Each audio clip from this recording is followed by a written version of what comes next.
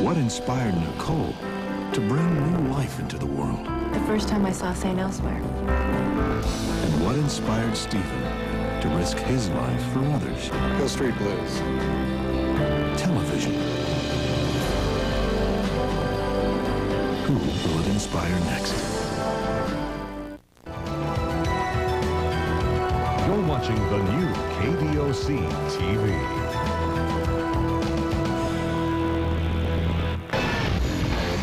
It's time once again to get on the hot seat with Wally George.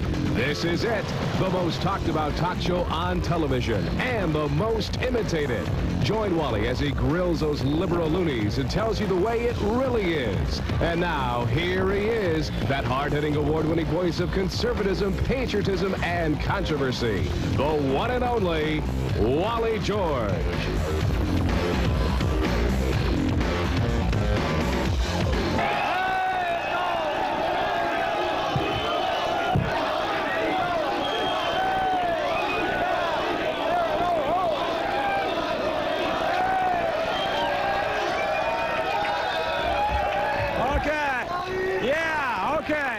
Thank you very much.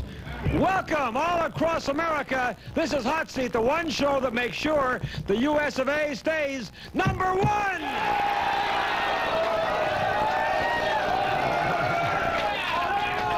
Hey, hold that sign up there in the back about Wally's hair. Hold that up. Hey, get a shot of that.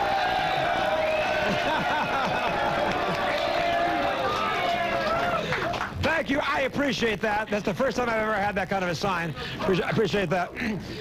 Hey, Wally's hair is all American, right?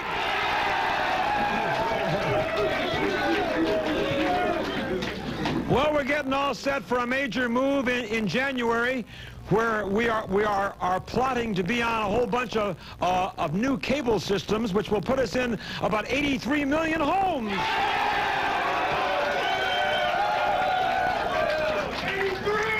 83, I'm sorry, 83 million, okay. Okay, now, we are the only show, I'm the only talk show host left on commercial television that is standing up for conservative values, for America, for God and country, all these other liberal lunatics on the air. I'm standing up to them, and I'm going to keep on standing up to them because they are a bunch of liberal lunatics.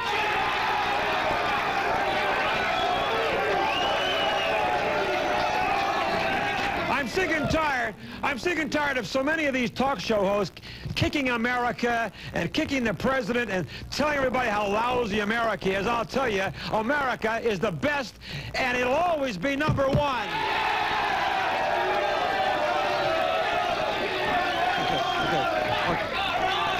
Okay.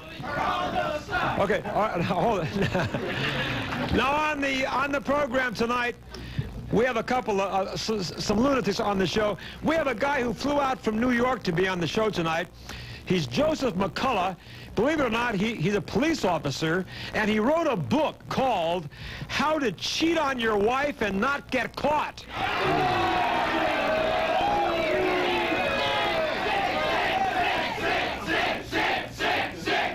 I'll tell you. How dare this idiot write a book telling men how to commit adultery? I say we should strip off his badge.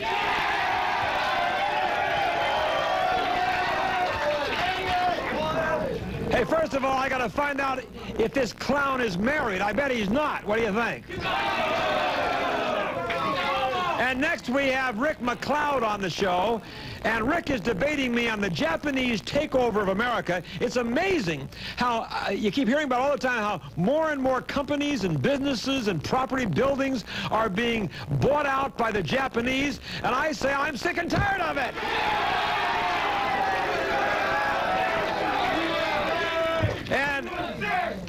Yeah. USA, USA, USA, USA. That's right. Good. Right. And finally, we're going to be debating the Madonna video and censorship. I say the kind of garbage that Madonna spits out is degrading.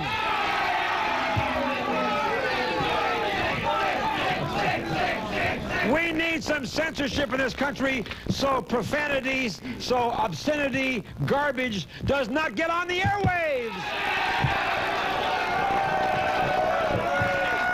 Now this next jerk that came on the show here, he flew all the way out from New York, and I want him to fly back again.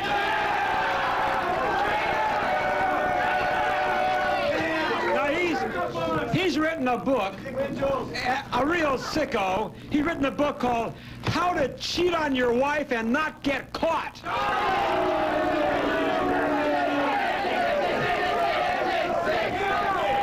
So let's bring on this sicko, Joseph McCullough. Here he is.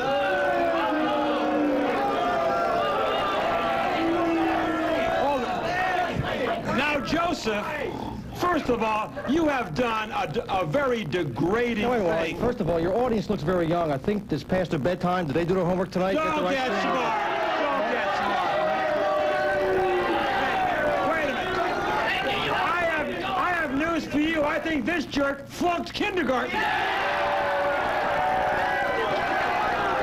Hold on. Don't pick on my... They're the Americans who are keeping this country free.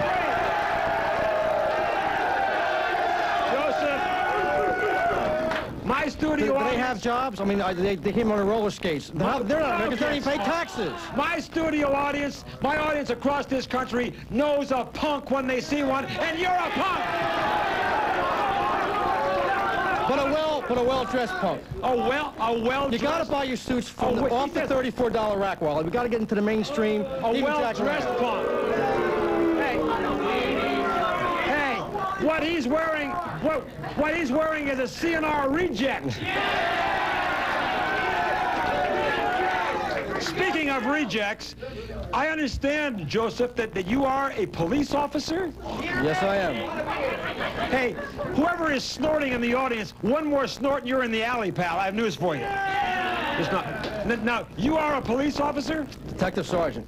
I say we should rip off his badge. What do you think? Wally, no, wait a minute now. Wally, wait a minute now. Let me ask you. I'm not a priest. You see a collar on my neck? I'm not a priest. Well, a police officer... I have my off-duty time. Wait a minute. A police officer is not supposed to be teaching men how to cheat on their wives, right?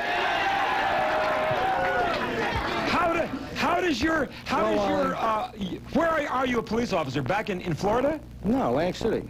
No, Wally, no, Wally. No, wait a minute now, Wally. I don't tell anybody to cheat. I don't tell them why to cheat. I just tell them how to do it. There's books in the library on how to beat the IRS for money, right? There's books on how to... I don't like that either. Did you pay all your income tax, Wally? Of course. Penny? Hey, of course. What I'm saying is, for you to write a guide for cheating on your wife, this is immoral, indecent... It's not immoral. I'm giving the answers to the women of America, Wally.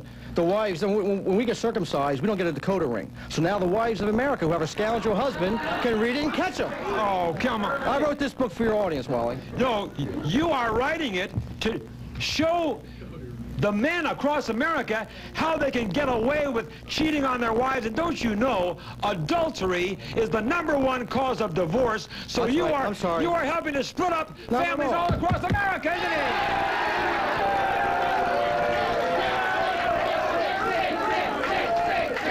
I'm sorry, Wally. I'm sorry, Wally. I have to apologize to the state of California because there's no man in this whole entire great state of yours here that has cheated before I wrote my book. Kill the messenger? Are you like Caesar? Oh, okay, we lost the battle. We didn't lose the battle. You're trying to encourage it, you stupid little pervert. Hey, you know what? You're writing... Listen, you can call me a pervert, but don't mess with Madonna. Oh. We love Madonna in New Jersey. He's writing this book, How to Cheat on Your Wife and Not Get Caught. Now the book after this, since all these guys are going to be running around after reading your book, cheating, your next book should be How to Cheat on Your Wife and Not Get AIDS. What do you think? Oh.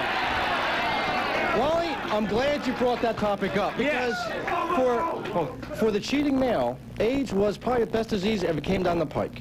And I'll tell you why. Why? Because now it's very chic and very proper. To get AIDS? No, to put 2 condoms, a wool sock, a hefty trash bag, and seal everything up with duct tape and say, this is how much I love you, babe. Oh, come on.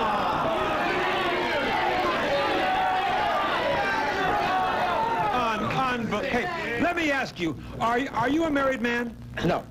Well, Well, I never... And I know why. No, you don't know why. Because you... Wait, first of all, how many times have you been married? What's in the number, Wally? I want to know how many times you've been married. Twice. Twice. And you cheated on both of them, No, never didn't you? cheated, never cheated. How many do you think he's lying?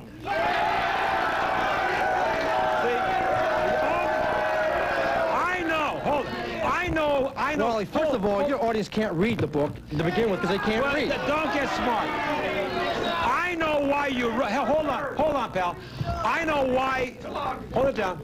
I know why you wrote this book, because you are so filled with guilt. No. Because you... Isn't that right? Did you... You've been married twice. Why did your marriages break up? It was strictly a cop thing. A lot of time on the street, Wally. A lot of time on the street. Oh, yeah. A lot of... Oh, sure. A lot of time on the street with street women. What do you think?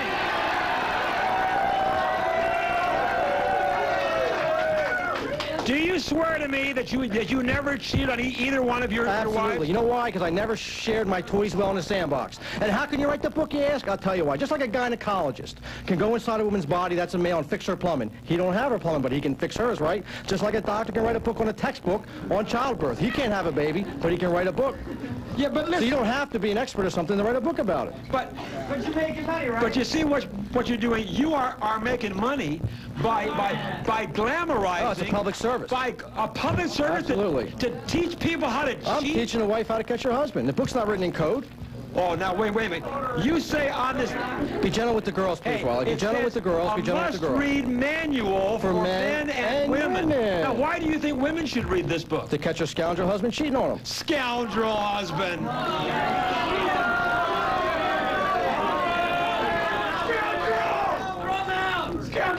Hey, tell me some of these tips that you give men on how to cheat on their wives and not get caught. Give me a few of your wonderful tips. First of all, you got to finance your operation, Wally. You know what I mean? Finance your... You got to finance the operation. It's a full-blown operation. How does that mean?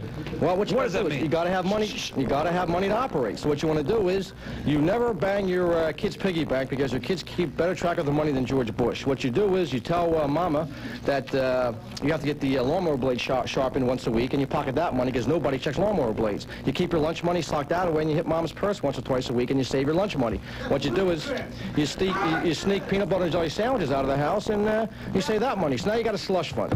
Yeah.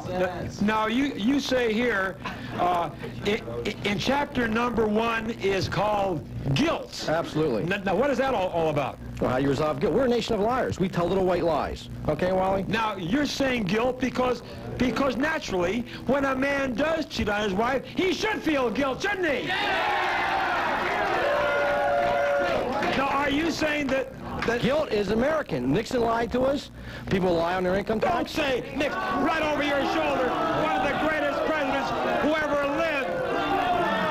You dare to compare... Hey, you dare to compare yourself to one of the greatest presidents, Richard Nixon. Yeah, he got caught. What you need to do is put a condom over your head. A very large condom, Wally. Now, chapter 3 here in your sickening book is called Picking Your Pigeon. Oh. Now, what? Give me a little bit about picking your pigeon. First of all, a pigeon, I use the word pigeon because pigeon is a very a victim bird. All the other birds follow the pigeon around and beat him up and steals breadcrumbs. So it's a pigeon because the other woman is more of a victim than the wife. All right, so how do you pick your pigeon? Very selectively.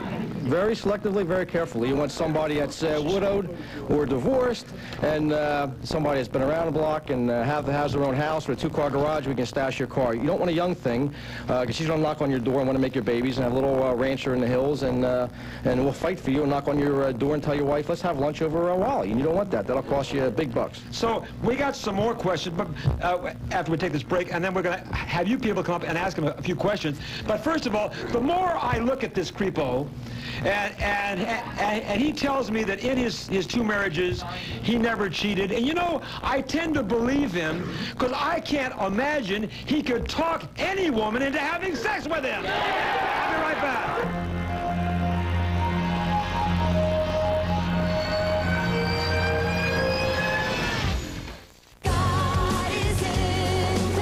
Presenting Songs for Life. Sing your praise to the Lord. Come on, everybody. We will abandon it all for the sake of the cause. And friends forever. Get Songs for Life, the best contemporary Christian hits on 2 CDs or 2 cassettes for just $12.99. There's a bridge to cross the great divide.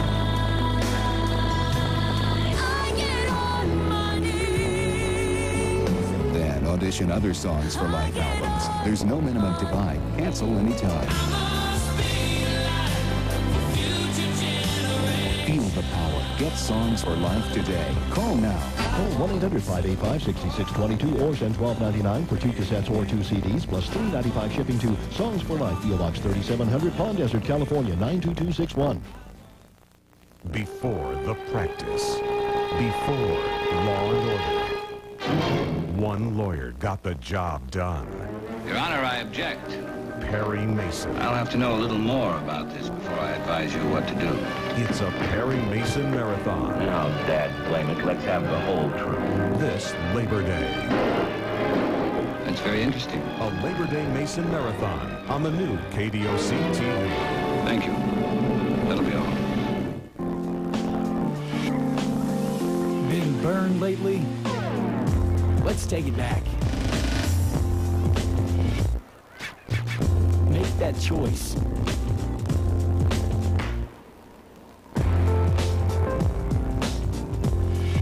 Before you have fun in the sun, learn before you burn. Even a few serious sunburns can increase your risk of getting skin cancer. So, choose your cover. We're back, Wally George here with our Hot Seat Show, and my guest is Joe McCullough, who's a police officer.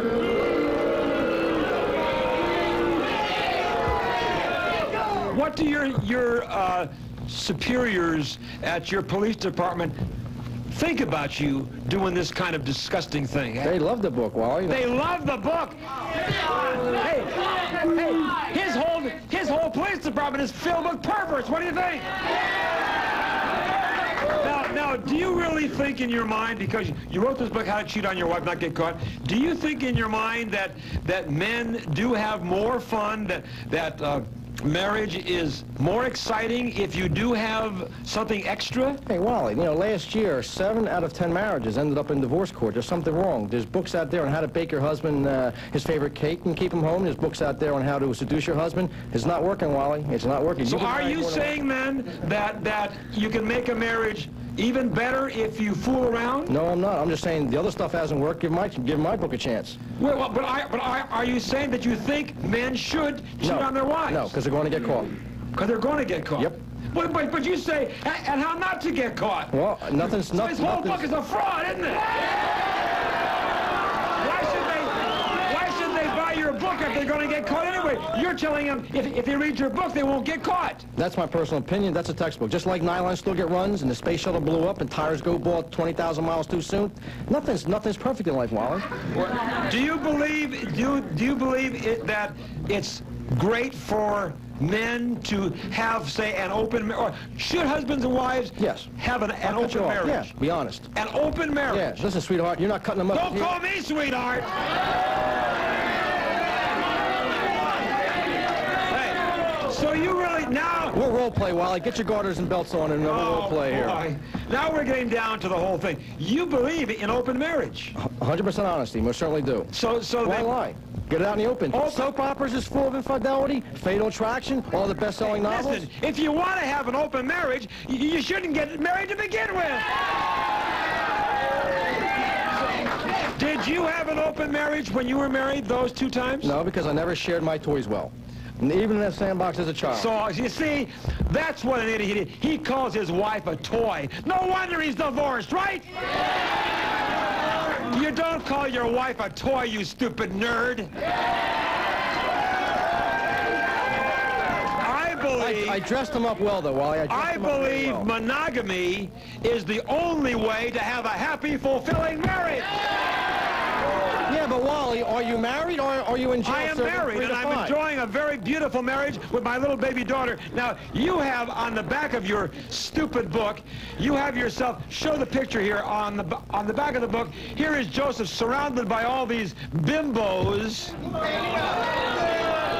Now, Joseph, who are these women that you're cavorting with around the pool? Well, I'm glad you asked me that. They were all victims of cheaters, and they came back to the Dalai Lama for spiritual refreshment. The Dalai Lama? The Dalai Lama. So after that, you are the Dalai Lama? Of spiritual refreshment for victims of To me, you are the Pee Wee Herman of television. And you got a cheap suit on, too, so what can I tell you? Anyway, I think we should go to the audience and get some questions. Yes, sir, come on up. Can I have your name and your question or your comment? Yes, go ahead. Yeah, my name's Russ, and I want to know where I can get the book. Never, hey, wait a minute. Get that guy out of here. Do you want to hustle your book a little bit here? What is that? Well, I think Russ, yeah, I like Russ is okay. I'll do it for Russ.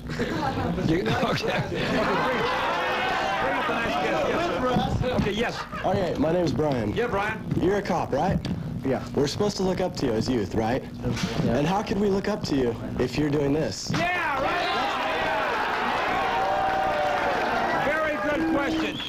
You are a police officer, and we're supposed to look up to police officers. How can we look up to you? Because if they do the homework and read history, I have stood on demonstration lines.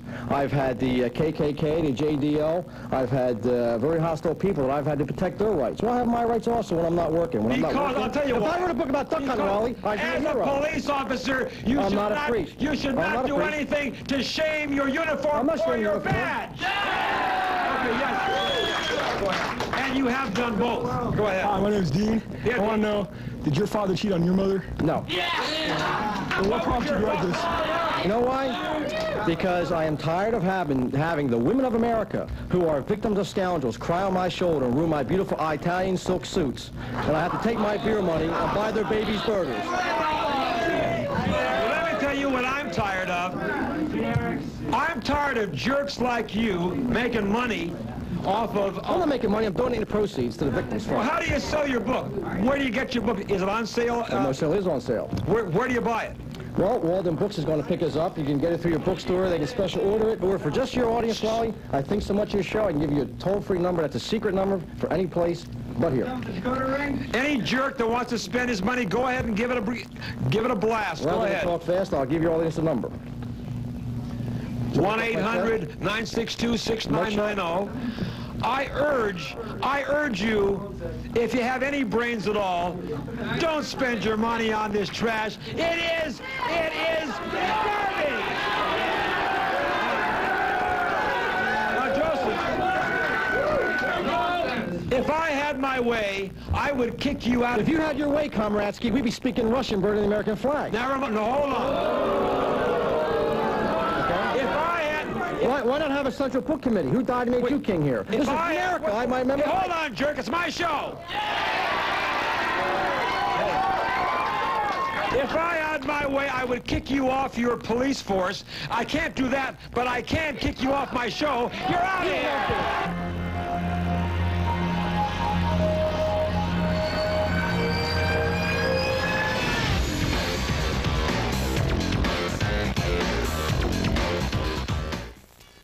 When you've got a serious leak, it's time for Leakender 2000. It fixes any leak fast, no matter what's leaking. Just spray it with Leakender 2000, and in minutes, the leak is sealed. Look, we'll cut this garden hose with a knife, then shut off the water and spray on Leakender 2000. Minutes later, the hose is as good as new. The cut is sealed. Leakender 2000 is a unique compound that fills and seals any crack or separation as it hardens. Why put up with gushing gutters, dripping drains, wet windowsills, and rain-soaked RVs? Leakender 2000 stops all those leaks, and it's yours for only $14.95. Call now and we'll double your order. We'll send you this giant-sized can at no extra charge. Order now. To order, have your credit card ready and call toll-free 1-800-981-9191 or send check or money order for $14.95 plus $4 shipping to the address on your screen. Call 1-800-981-9191. The new KDOC TV is the A-Team. Mr. T. This is going to be fun. Hannibal Smith. Drinks are on the house. The Faceman. And howling mad Murdoch. That's all, folks. The A-Team. Weeknights at 5 on the new KDOC TV. They're big. They're bad. And they're back.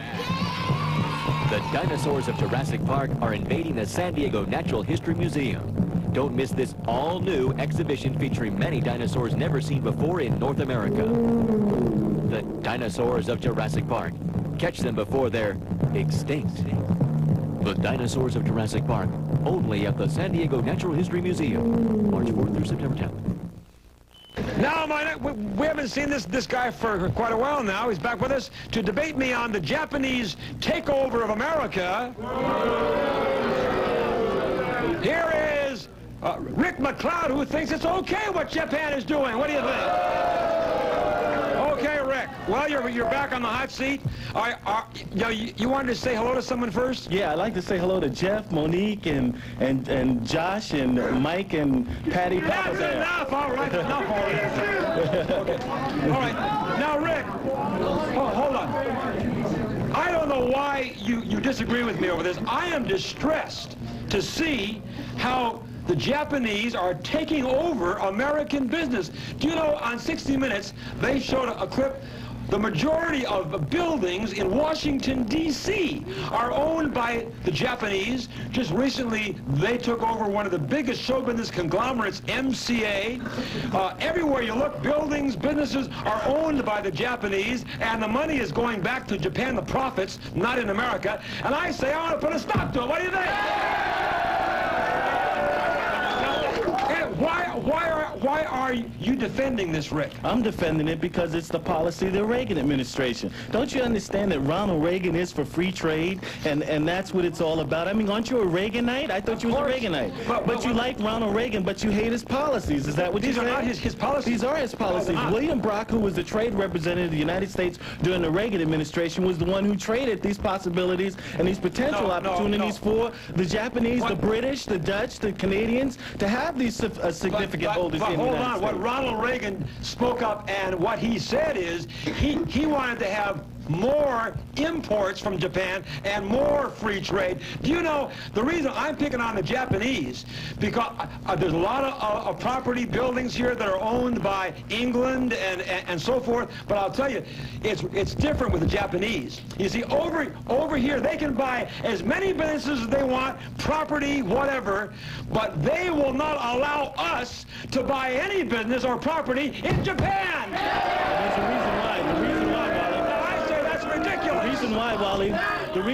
The reason why, Wally, is because if you look at the last 10 years in the 1980s, there's been a tremendous irresponsibility with the corporate managers of just shifting people out of work because they're playing games with junk bonds. There's a tremendous irresponsibility to they only have fiduciary responsibilities to the stockholders, and the working class in America is getting thrown out of jobs. We're in a recession right now. The Japanese don't do that, and that's the reason why they don't like Americans holding companies over there. And because what the greatest resource to the Japanese people is their workers, and American workers, as soon as they go into a recession, they start laying people off. But I'm saying this, Rick, if we allow the Japanese to buy as much as they do, and they're buying and buying and buying and buying and buying all over America, then they should certainly allow us to own some kind of business in Japan.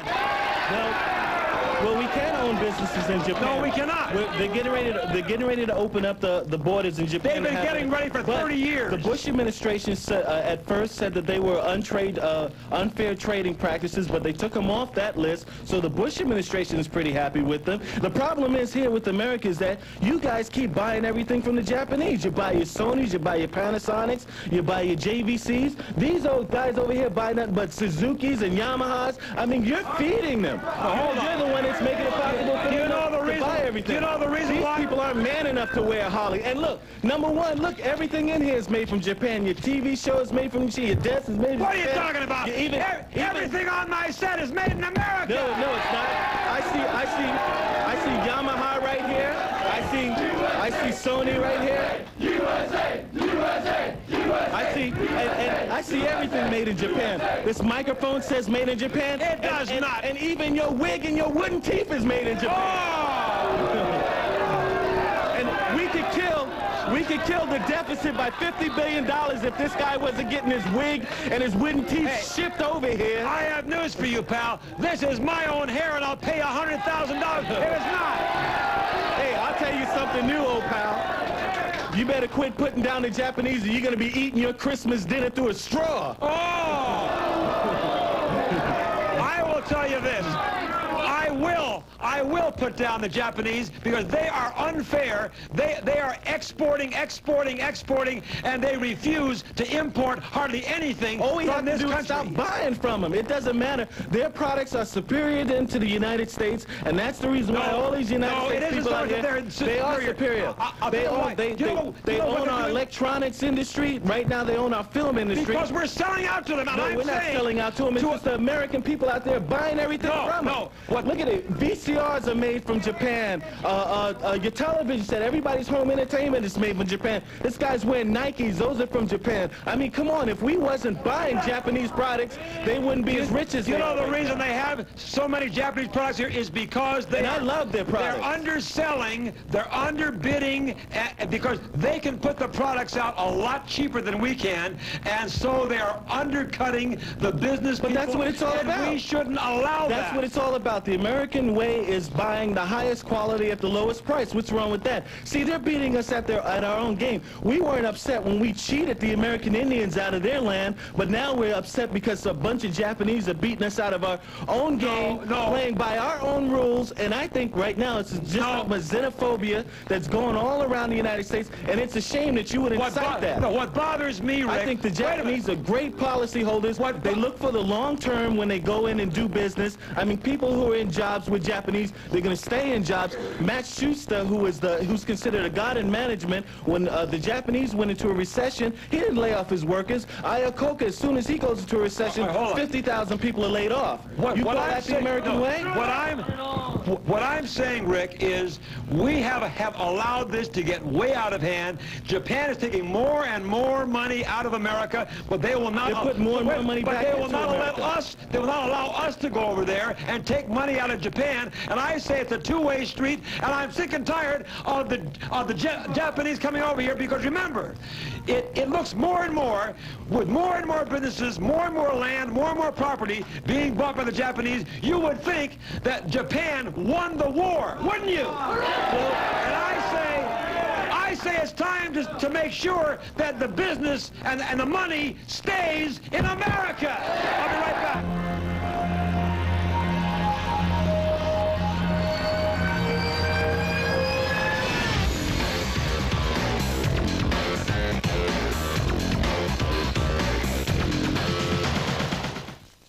Before the practice, before Law and Order, one lawyer got the job done. Your Honor, I object. Perry Mason. I'll have to know a little more about this before I advise you what to do. It's a Perry Mason marathon. Now, Dad, blame it. Let's have the whole truth. This Labor Day. That's very interesting. A Labor Day Mason marathon on the new KDOC TV. Thank you. That'll be all. Was one of the world's most elegant and glamorous movie stars.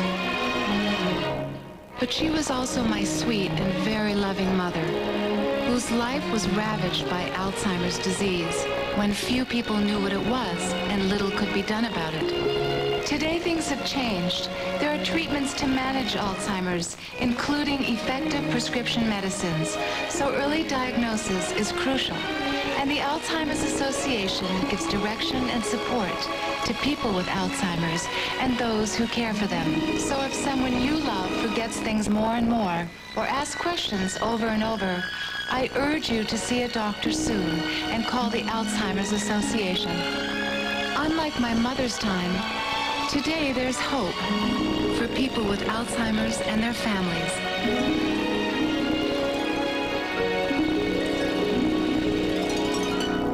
So you coming to the party?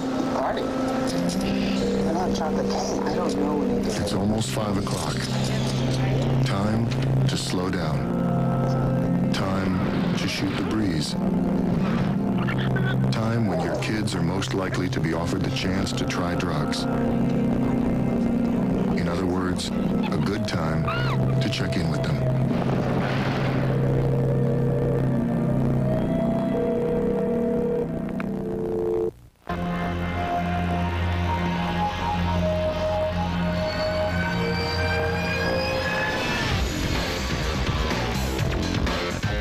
Welcome back, Wally George here with Hot Seat on Saturday night, and we have a guy named Craig Sherman in the studio audience today, and he made this great sign for our home base, KDOC. KDOC, which means, of course, keep Democrats out of California!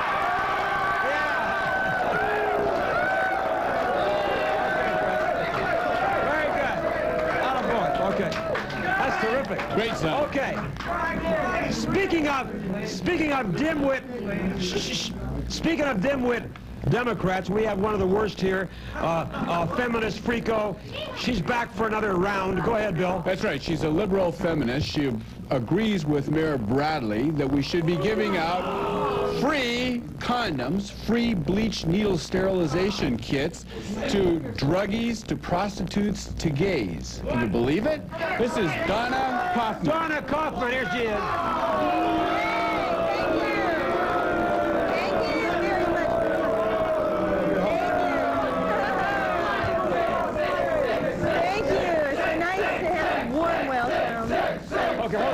Okay. Now, Dawna. Overwhelming. As you can see, my audience knows you're an idiot. Yeah, but they love me for it. Nothing personal, of course. No, of course. Now, Dawna. Yes, Wally. You are here supporting our stupid mayor. He wants to give out free condoms and free needle cleaning bleach to gays, prostitutes, and druggies. I say that's ludicrous! Well, of course you would say that, but we're talking about Mayor Bradley, Los Angeles' wonderful mayor. Oh, come on! There's never been a greater man in the history of politics, and I am very happy to represent what he is putting through the city. Why do you want to give out free condoms and needle cleaning bleach to gays, prostitutes, and druggies? Well, not just to them, to anybody who wants them. I think anyone who wants a condom should be able to go into a public restroom. And get them free? And get them free! What's the big deal? We're not saying, you know, ribbed condoms. We're saying just normal, everyday condoms that you use once and you're done. Hey, I want to put a condom over your ugly head! I love a fair fight, and that is why I come on this show.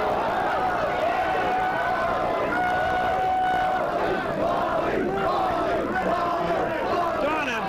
Yes, Wally. Do you have some horse meat for your friends here? Oh, don't you realize, hold on, gang, don't you realize that for druggies, for example, if you give drug addicts free needle cleaning bleach, what's that going to do?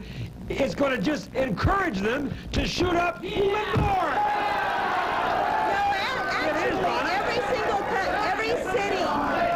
Every city that has, across the United States, various cities have studied this very proposition, and they have all determined that it, in fact, helps keep the rate of AIDS down. And I think anything that does that is worth investigating. Right now, what is happening is that Mayor Bradley has given the proposal over to City Councilman Joel Wack's Committee on the Arts, Health, and Humanities. Yeah, his whole head is wax.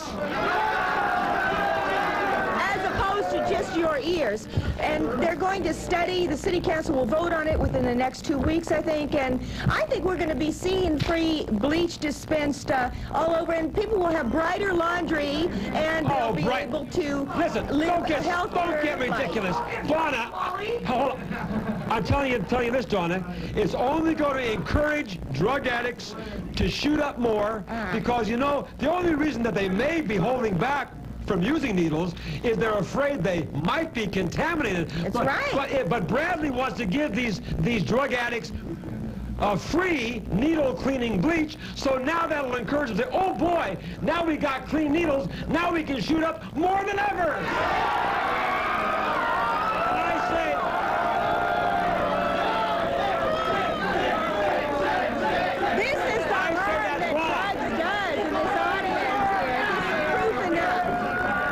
That's wrong, Dawna. It's absolutely wrong. What is wrong is sitting back and not recognizing that we have a serious problem with AIDS in our community, in our cities. And you know what we're really objecting to is your values and the fact that people who have sex can have fun, and you don't like that, Wally. You don't want people to be able to have a good time and do whatever they want to do with their bodies. I doubt, Dawna, you've ever had fun or sex.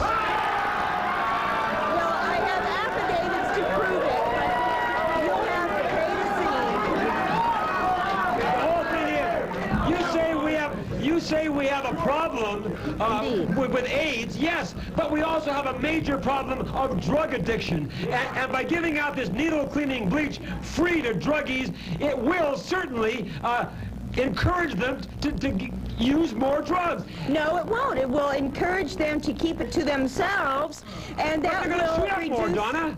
Well, that's not the problem we're doing. Oh, it is the problem, isn't it? That's not what we're here debating. They'll be buying more drugs. Anyway, what business is it of yours if people want to shoot up? It's their own business. Listen. All we ask is that they not contaminate the blood supply and that they keep it to themselves, and whoever wants to do that is my permission. I don't care. I don't do it. We want less people shooting up drugs, not more people, right?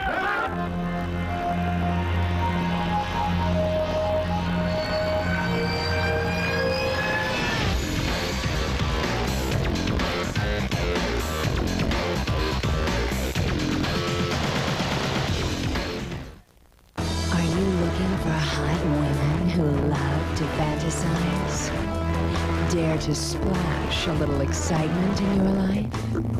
Then call 1-800-YES-GIRL. Only $1.99 per minute for adults only. Unleash your innermost desires. Go wild. That's 1-800-YES-GIRL. Just say yes. The new KDOC TV is 21 Jump Street. Johnny Depp. I'm a police officer. Teaming up with teenage cops. It's gonna be a long ride. Fighting crime undercover. You take the little one. 21 Jump Street. And more. On the new KDOC TV.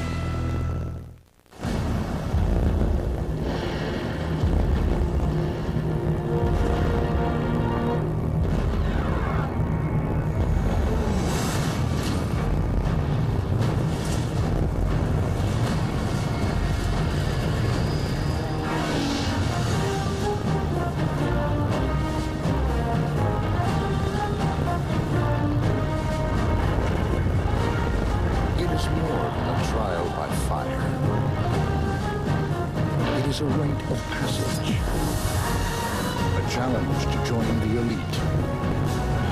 And if you succeed, if you can master your fear, outsmart your enemy, and never yield even to yourself, you will be changed forever. The few, the proud, the Marines. Now our next guest is one of our regular idiots. He is an atheist. He's a liberal moron. And his name is Bart Aikens.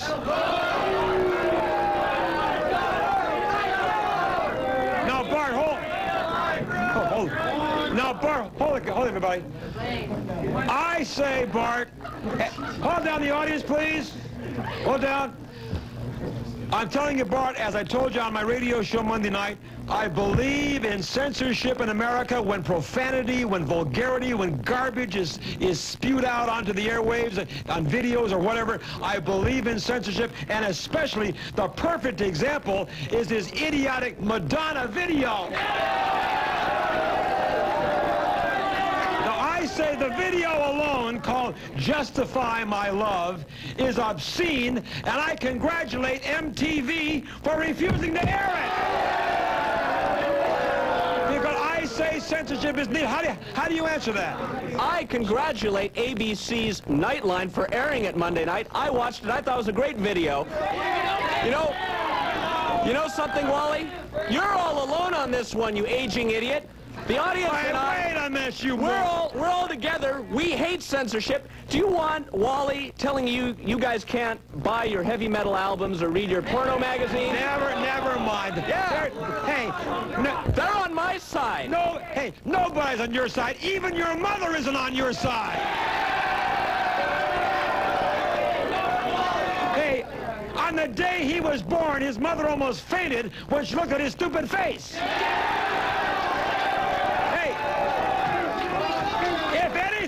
If anything should be censored, it should be his face. Now what I'm saying, hey, let's show some pornography. Hey, Jeff, in the booth, I'm going to show you pornography on this program. Give me a close-up of his stupid head. Give me a close-up. Now, there's pornography. Pornography.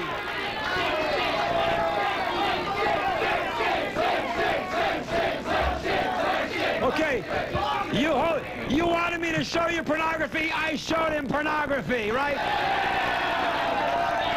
What I'm saying, what I'm trying to say, you stupid nitwit, what I'm trying to say is you cannot go on the air like Madonna thinks and say whatever you want to say, do whatever you want to do. There are some rules that we have to follow, and I say people like Madonna, for example, in this ridiculous video, I watched Nightline as well, and of course... Oh, no, you didn't. Don't tell me what I didn't do. I watched it. You did not. How can you... Were you watching in my window, you little pervert? Yeah, I was, and Wally was sitting there with all his porno magazines. Oh, yes. Watching. I didn't see... Hey, what do you bet? Janice wasn't even there. Janice wasn't there. Shut up, moron. What do you bet he peeks in a lot of windows in West Hollywood? Now, hold it. You tried to defend this video, and in the video of Madonna, she shows bisexuality. No wonder he's in favor of it, huh? Hold on. In the video, Madonna shows fantasies involving bisexuality, cross-dressing, sadomasochism, and multiple sex partners. Oh, come on. All of these topics have been featured on your show. Your show would not exist. I put it down. None of these topics. I put it all down. You see, you are standing up in favor of multiple sex partners. I can't understand that because I don't think he could even get one sex partner.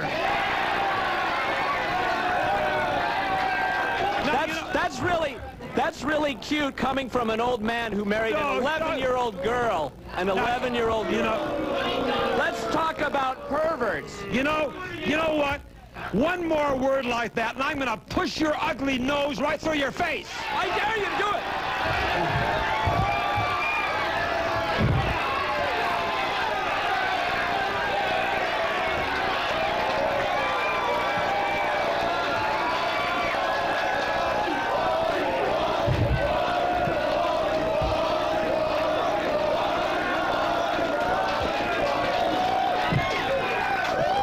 You see, obviously, this little pervert does not know how to fight an argument without getting personal, so now he can go back and play in his little sandbox all by himself. I'll be right back.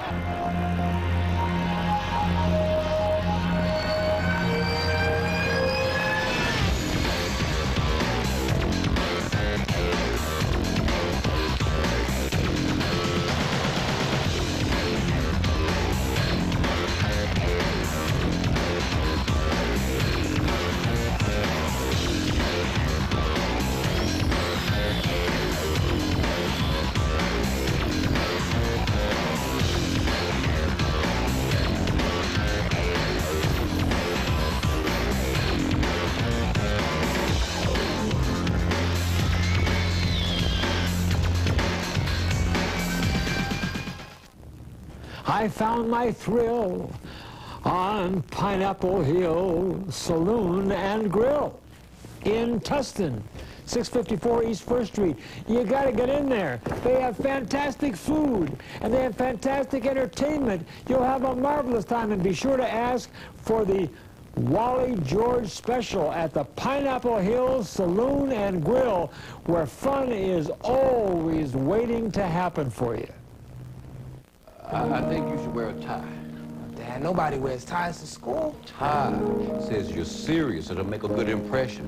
And remember, you're there to study, to learn, and to make something of myself. I got it. Almost half of all UNCF students are the first in their family to go to college. They have some great architecture classes. Dad, I'm not really interested in architecture. Well, keep your options open. And remember, no girls until your work is done. And I'd make sure that I got my lunch. I am.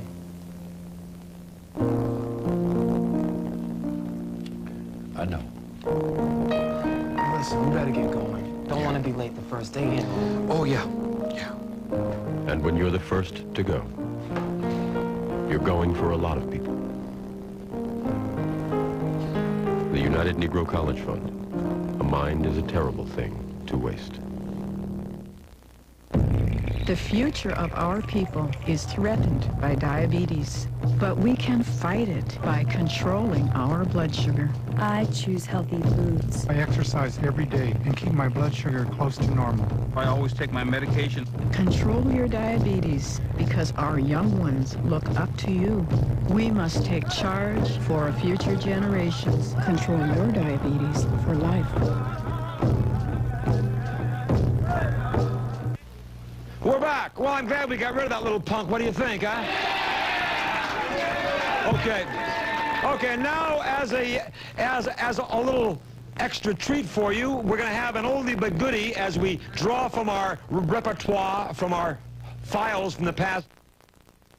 We're going to go back about 4 or 5 years on my Hot Seat show, and here's a bimbo who has made several appearances on the show, and we got a lot of mail about her, so we're gonna bring her on once again. Her name is Renee Vickery, and she was here to promote her sun tanning parlor. Here's Renee. Watch. All right. Now, Renee, I am very happy to know, why did you finally decide to leave this ludicrous job of yours as a female motorist? Did you finally get my message? Yes. After we spoke last, I decided that it wasn't the right thing to do, and you were right. And it wasn't the proper female type thing to do? Well, I decided that what I'm going to do is look for a husband, settle down, and get married. You got volunteers? See, you want to settle down, and you want to be a normal female, and not a ludicrous. Right. So I finally showed her the right way. I saved Renee. What do you think?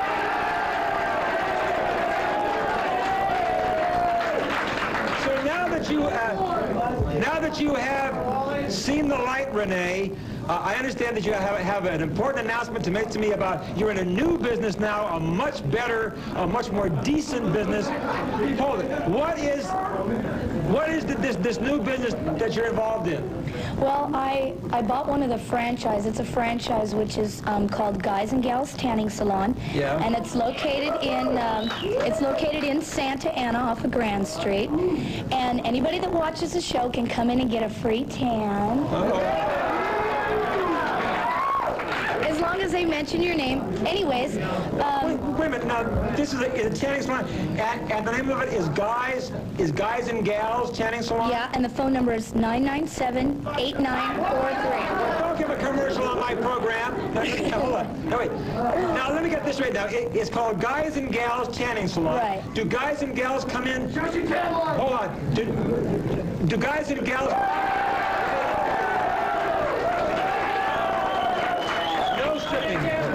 Hold on, gang. Let me ask you.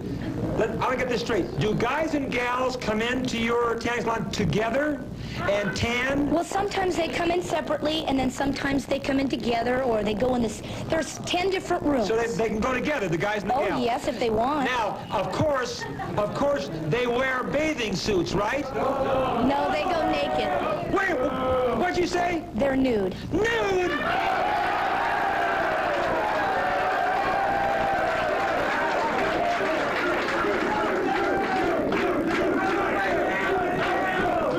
Well, most of them are nude. Wait, Renee, this is worse than female men wrestling. Guys and gals going into a tanning salon naked together. Well, Renee, you haven't changed. This is worse than your last job. Listen, tell me this. Why in the world, first of all, this is so ridiculous. Why in the first place do you have to go naked to get tan? I mean, every single inch of your body doesn't have to be tan, does it?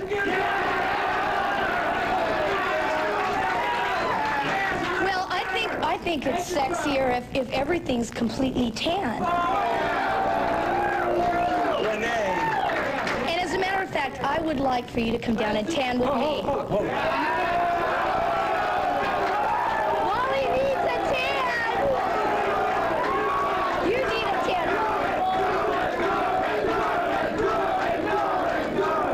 What are you asking me to do now? I'd like you to come to my tan. Hold it. Yes? I would like you to come to my tanning salon and tan nude with me. Tan nude with her?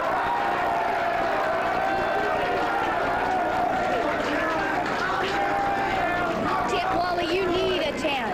Renee, I think that... Do you think I would do a thing like that?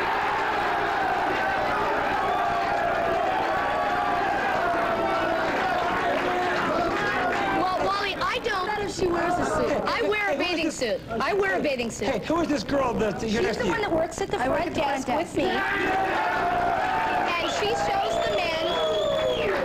shows the men and the women how to turn on the machine, where to put the lotion. I'm sure she tells the man how to turn on, right? I wear a swimsuit. I wear a swimsuit. You want to see your tan lines? You wear a swimsuit? I wear a swimsuit. Want to see my tan lines? Just a peek. Just a peek.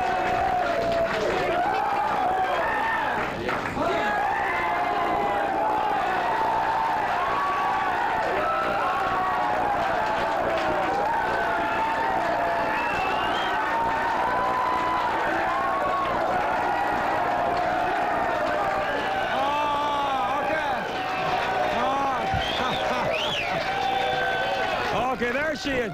That's Renee Vickery. She's a bimbo.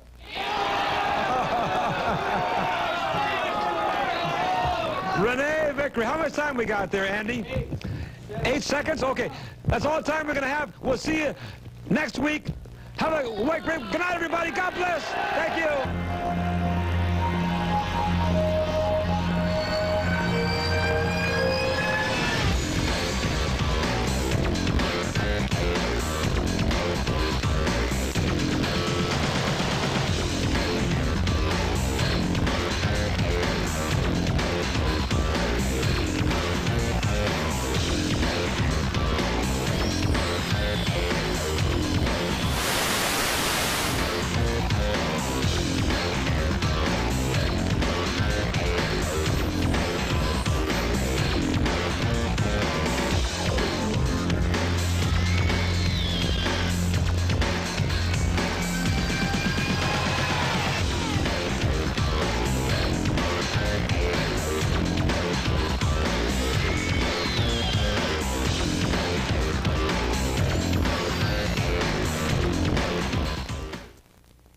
Young but mature, sweet yet wild. Pick up the phone now. You've heard me say a million times, every family should have a gun to protect themselves and their family, and of course they have to learn to use that gun properly and get the safety locks and all that. Come into Arm USA, and they have the most amazing collection of firearms anywhere. Mention Wally George, and you get a free autographed picture when you come in, and a copy of my book with your purchase at Arm USA. for the Dixie Chick! I wish the teenagers that come and scream at our concerts knew what a dork I was in high school. And I think that could have pushed me to think, oh, well, I better do what the cool kids are doing. But there's pressures at every angle to take drugs. I really feel that having a creative outlet is the only thing that pulls you out of that and makes you make the right decision. It's the hardest time in your life. But that's when you're discovering what you love to do, what you're talented at. I can't imagine doing that with something hanging over my head like drugs.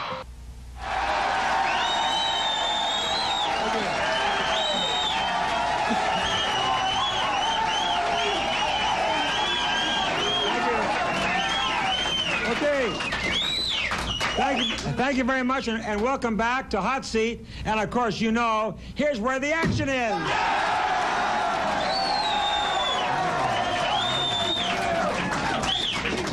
And David, speaking of action, let's get started with our show. And who's our first guest tonight? Okay, first on the hot seat tonight, Wally, and I'm not sure exactly what he is, but it's Rodney Brenlinger, who says we can trust the Russians.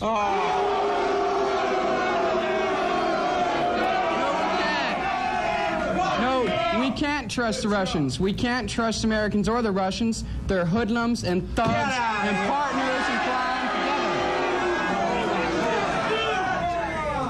together. You cannot talk about the Russians and America in the same breath. We are honest. We are peace-loving. The Russians are indeed an evil empire.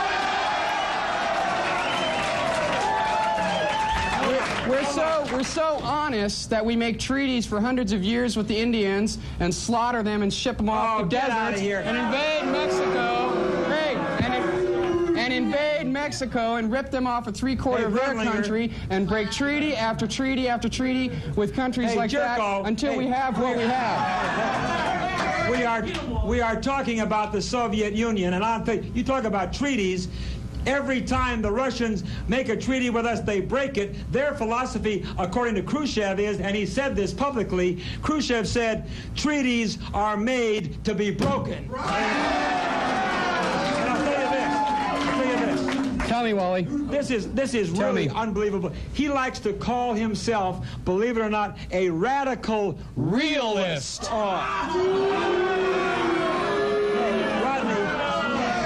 Radical art. Obviously, he doesn't even know what realism means, right? Realism is they've got 50,000 nuclear bombs. 50,000 of them. They're going to toast you guys. Look at me. You're not talking to them. You're talking to me. And they're going to toast everybody, and that's realism, guy. That's realism. 50,000 of them. Hey, Rodney, the realism is that the Soviet Union is absolutely out to conquer the entire free world. I wish instead of you criticizing our country and calling us all kinds of ridiculous things. They both are. Oh, come on. You can't compare us to the Soviet Union. Wally, why did we send disease-infested blankets to the Indians? Oh, why did we? Hey, we scalped them first. Hey.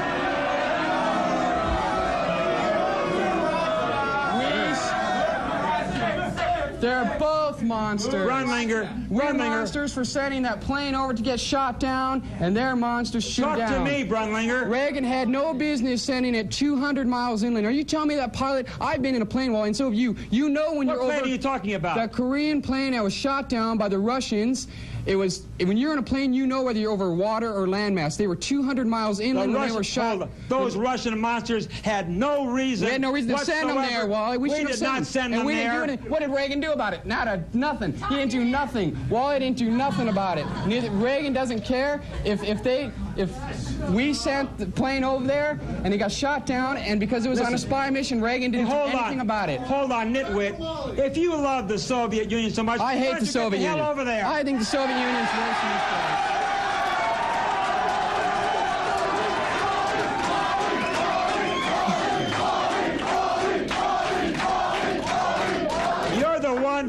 You're the one, Brenlinger, who keeps... Brenlinger. I don't care what your... George. Hey, your name is as stupid as your haircut. Your haircut's stupid. Hey, if our government's so great, how come things, you know what goes on here in America? The McMartin case, baby rapers, is expired. More than 5 years of statute of limitation. You can rape children in this country, and if you can get away with it for 5 years, you are home free. Now, come on. Great. We're great. Hold what on. What about if they were the enemy? Would we feed them? We didn't feed Hitler. We didn't feed Mussolini. We didn't feed Tojo. They aren't the enemy. They're hoodlums and thugs and partners in crime together. When they invaded Afghanistan with 200,000 troops and support personnel, tanks, Jimmy Carter had the gall to get on TV and say they caught us by surprise. How could they get past our satellites, which can photograph a cigarette? 200,000. They didn't get us by Hold surprise. on, Brenlinger. They're hoodlums Just a and minute. thugs. Hold on a minute. Now listen, talk to me, or I'm throwing you out of here. I'll tell you. Now you talk to me.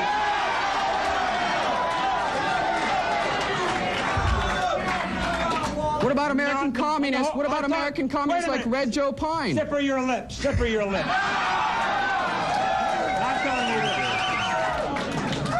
You came on this program because you wrote me a long letter saying that we should trust the Soviet Union and that they would make an honest deal with them. And I thought you were some kind of nut when you wrote that letter. And now that I look at you, I know you're some kind of a nut. Ronald Reagan, our president, trusts the Russians because they have 25,000 nuclear bombs, and right this minute, he trusts them not to launch a first strike because there's not a thing he could do about 25,000 nuclear bombs. Ronald Reagan trusts the Russians. Ronald Reagan does not trust the Russians. Sure he does. They got 25,000 nuclear bombs. No. He's got to. No, he does He's not. got to. Hold on, pal. He does not trust the Russians, and that's why he wants to bring on Star Wars and put a nuclear shield around our country. He said we'd share it with the Russians remember in 1984 in his campaigning, he said we'd share it with them. Will you talk to me? Why would he share it with them, Wally? He did not say he was going to share. He never said that. You're a dirty liar. Hold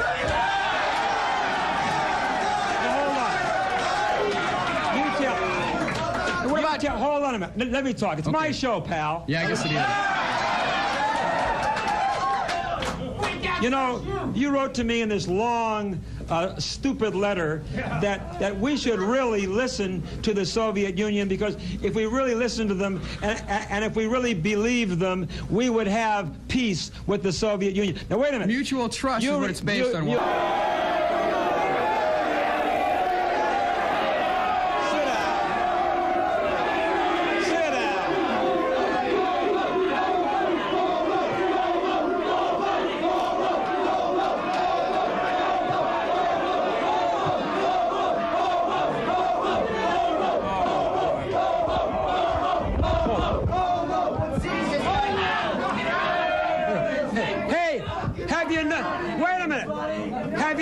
Wait a minute, guys. Have you noticed the pink scarf? Huh? What do you... Now, Larry, wait a minute. Wait a minute, gang. Before we go any farther, the last time you came on this program, you caused havoc. You raised, and I'll say... Yeah, I caused havoc because I proved you wrong. That's why. No.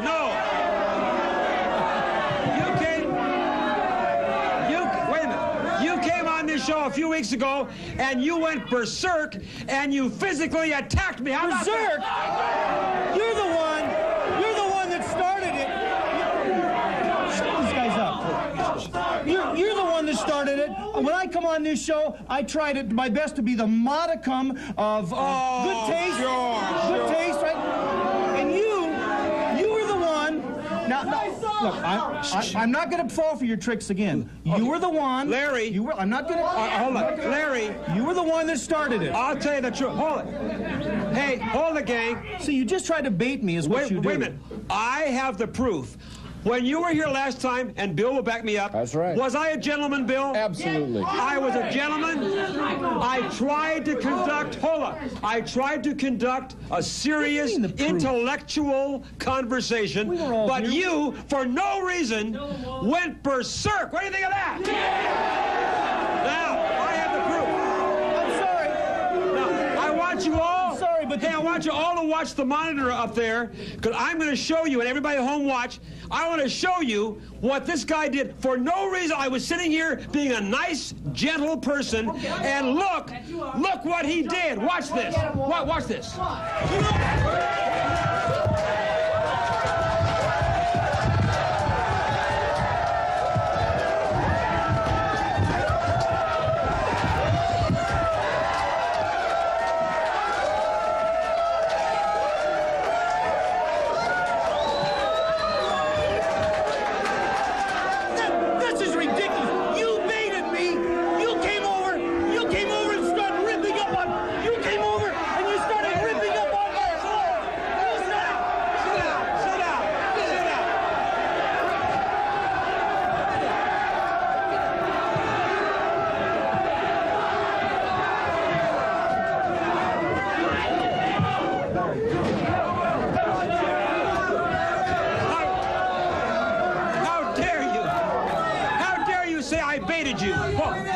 Bill, hold it. Bill, did I touch him? Did I touch him? Never touched him. Never touched you, and you went berserk. I'm warning you. You know, those are pretty childish tricks that you try to pull to try to bait people. You better tell these guys to shut up. You ask people to come into your studio to debate a serious subject, and what do? You monopolize the show. You make personal attacks. What are you laughing about? You're laughing about this.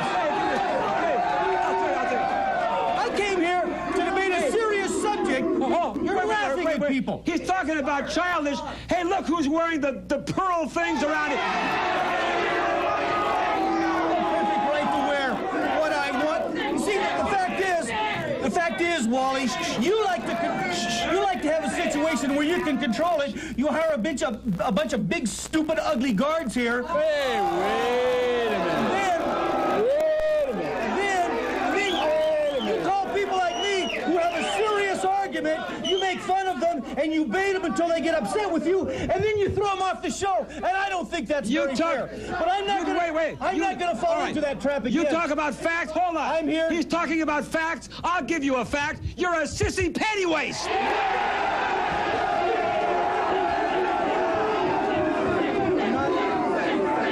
I'm not going to fall for it this time, Waldo. Okay. I'm not going to fall for it. Good. You see, all you try to do is bait people. You're jealous of people like me. It's okay. You try to bait people. It's okay, sissy. It's okay. Now, let's talk about Zsa Zsa. Okay. I didn't come here so that you can try to bait me into making some silly move, so that you can try to push your weight around. So the reason you're Zsa Zsa Gabor has been railroaded. She has been railroaded by the news media. She's been railroaded by the policemen. Did you see that 6'6", big strapping guy with rippling muscles slapping around? Wait a minute. He was slapping her around. Wait a minute, Larry. Hey, I think he kind of liked that guy with the rippling muscles. Huh?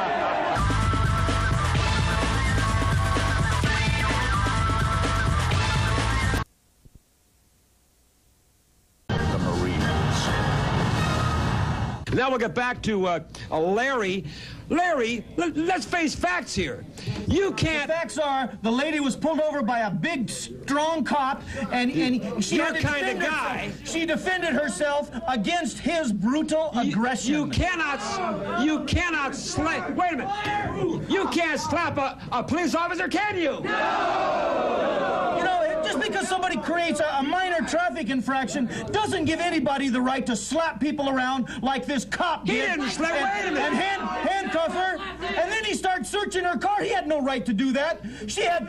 There's no probable cause for him to search anything. The fact is, he was out to get some publicity. He was probably just a little bit starstruck with her. Oh, that's what I think about the situation.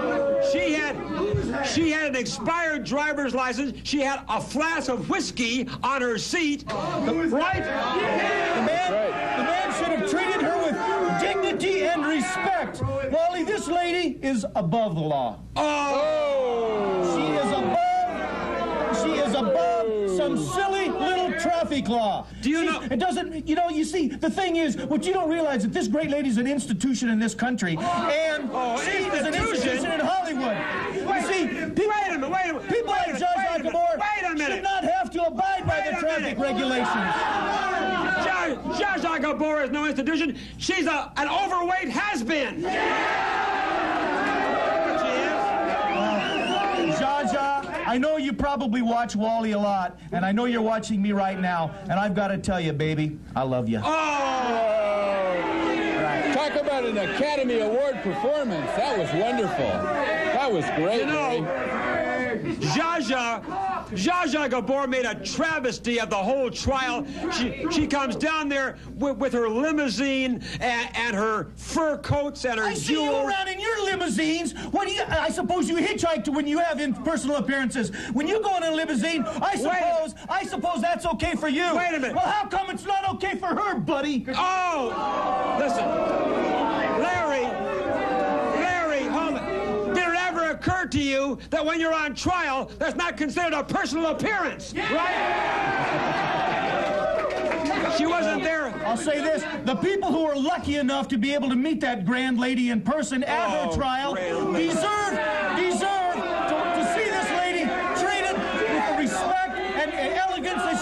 arms. And you guys, you better shut up. Or I'm coming out there and I'm going to rip your bozo head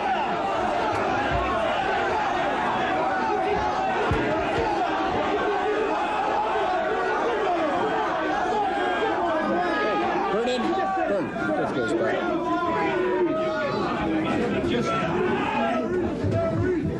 Now, I'm telling you. Hold it down, guys. Now, District Attorney Ira Reiner, and I agree with him, he says that there are rumors that the judge is going to sentence her to performing community service, and that would be a travesty, wouldn't it?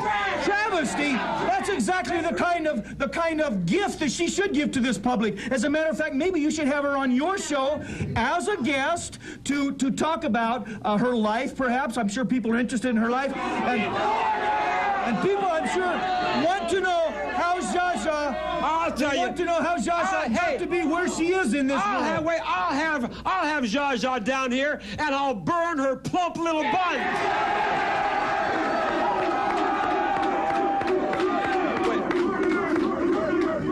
You know that when Oliver North snuck into the White House with an Iranian official and toured the White House, well, that doesn't bother you a bit.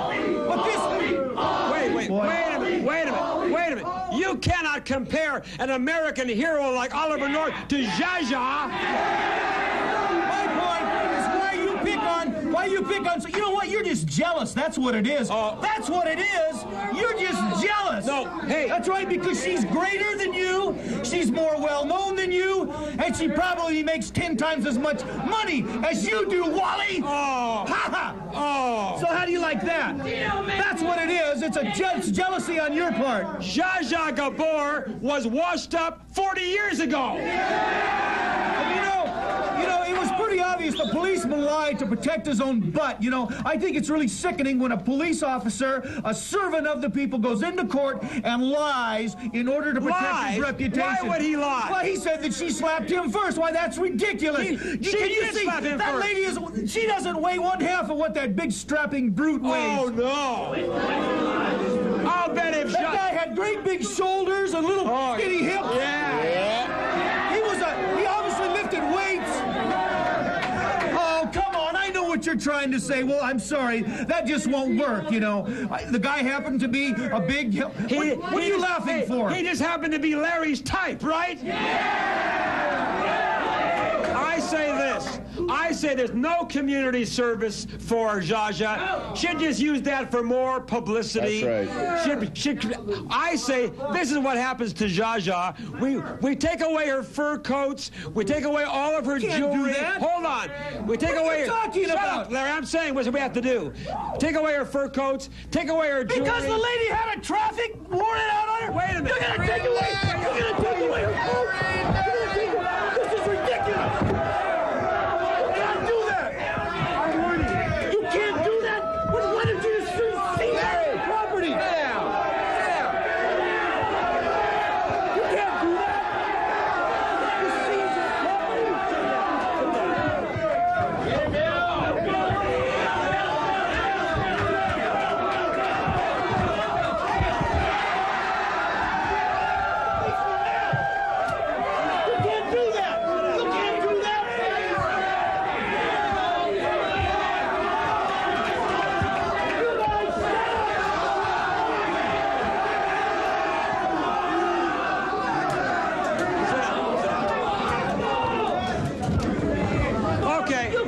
Somebody's home and start taking their furs and jewelry away because they made a traffic offense. Larry, let me tell you what I can do. You are out of here. Bye, Larry. Goodbye.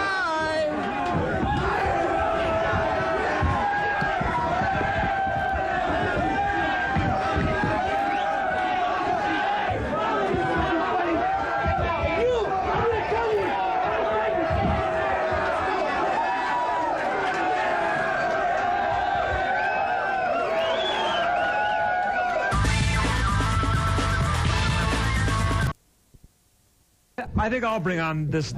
Are you ready for this? I'm as ready as I'm ever going to be. I can hardly wait for this. Ladies and gentlemen, let's present our surprise guest. Bring on the surprise guest. Where is it? Bring the guest on.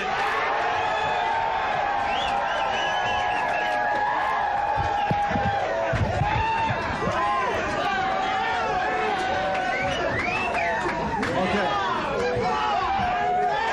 Move the mic in closer. Move the mic in. Now, hold on. Hold on, guy. Wait a minute. Hold it. Now we have the surprise. Guess. Hold it. Guess what, everybody? This is a man.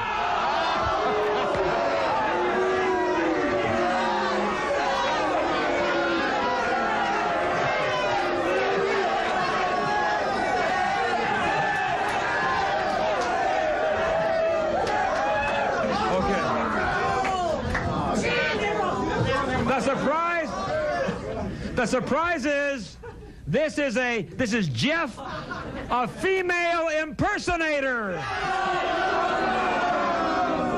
Now, Jeff, hold it. Now, Jeff, you really surprised. Hold it. You surprised a lot of people. How long have you been involved as a female impersonator? For about 3 years. 3 years. Yeah. Do you... Yeah.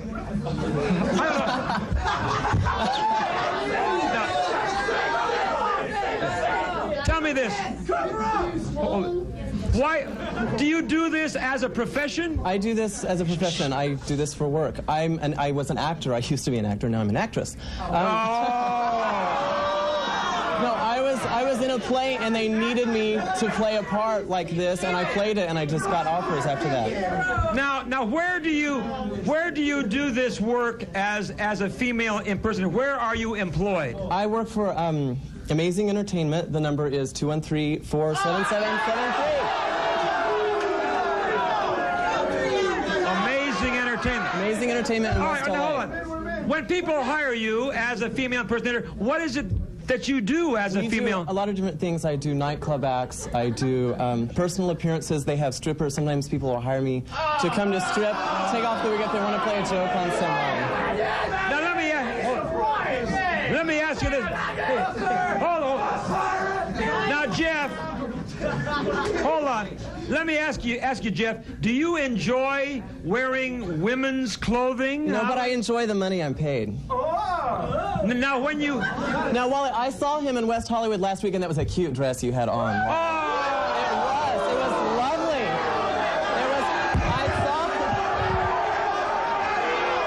Tell the truth.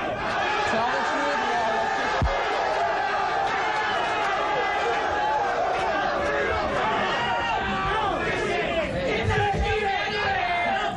Hey, hold on. Wait. If you aren't careful, bimbo, I'll tear off your wig.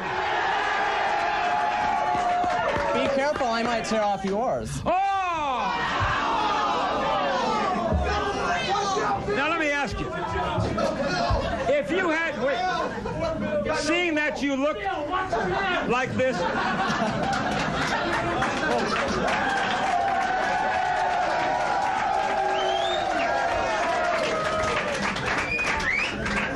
Hey, tell me, Bill, why do I get the feeling, Bill, that you're feeling very uncomfortable? I want to sit on that side of the desk. May I ask you this? Your name is Jeff. Jeff, may I ask you this? If you had your choice, would you rather be a woman than a man? No. Oh, no. I like being a man. What do you...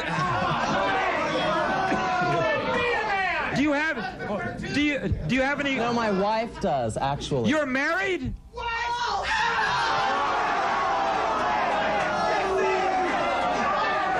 are married? I'm married, yes, I'm married. Can you believe it?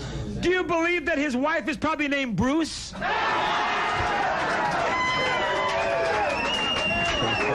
No, seriously. Are you really married? Yes, I really am married. You're married to a woman? A woman, yes. How long have you been married to her? For about 1.5 years now. What? I think she married me to double the wardrobe. Hey, she's probably a male impersonator. What do you think? Now, what is your wife do? She's a waitress. A waitress. Now, what does she think? Like, she's seeing you probably now. What does she think when she sees her husband dressed like probably better than she looks? You know. Actually, these are her clothes. Hey, guess what? He told me he's wearing her clothes.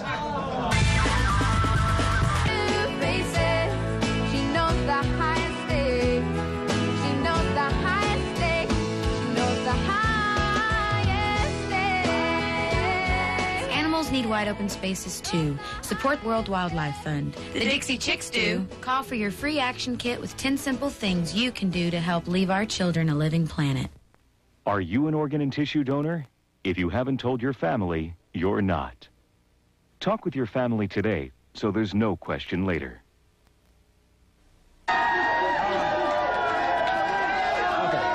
Now let's hold it down because Bill Bancroft, it is time for our first guest, and he's back again, more ludicrous than ever, okay? He sure is. And, you know, Wally, I agree with you that that Bucky and McMartin got exactly what they should have gotten, but this idiot believes that, no, Well, no, Bill. He thinks that they're innocent. He thinks that they are innocent, and he thinks that justice was served. I say there's no possible way. Those kids are right. They know what they saw. Right. That's not what Rick says. This is Rick McCloud.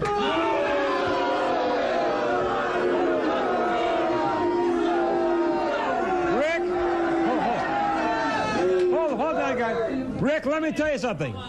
I say justice was not served with the verdict on Raymond Bucky and his mama. I say, I believe those 11 little children. Would they lie? And I say this. I say I blame that verdict on a long trial that never should have lasted that long. The jurors forgot half that they heard. I blame it on District Attorney Ira Reiner for lousy prosecution. If the district attorney had prosecuted that case rightly, Bucky and his mother would be in jail for the rest of their lives. How do you answer that? Okay, how do you answer that? Your brain is as thin as the hair on the top of your head. You don't even know what you're talking about. You don't even know what you're talking about. Go ahead. Because Ira Reiner did prosecute the case as well as it did. Number one, if people realize that this person wants to throw you in jail just because you're accused of something, he'll throw you in jail or throw you in jail. Oh, come on. And you don't even want the people to have a fair trial. There was a fair trial.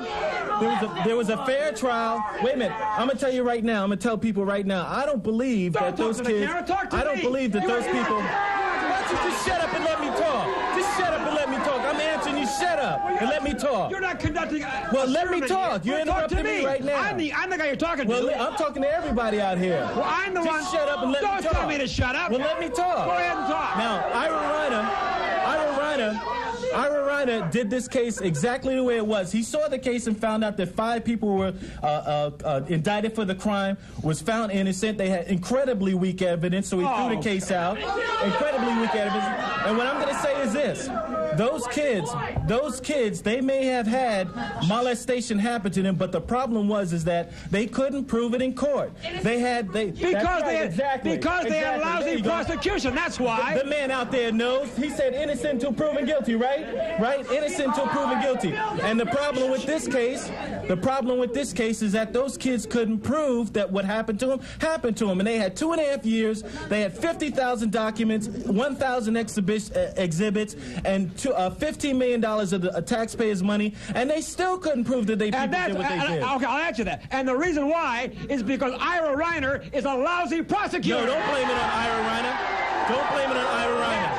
Ira Reiner is not the reason why this case went down. Let me tell you this right now. Glenn Stevens, who was the first prosecutor in this case, who started the case, saw that the case was completely not able to prosecute these people. That's the reason why he quit. The LA Times started this impetuous... what word is that, impetuous? Oh, look it up, you... Impetuous. You big bird brain. Look at that. See, you know something? Let me tell you.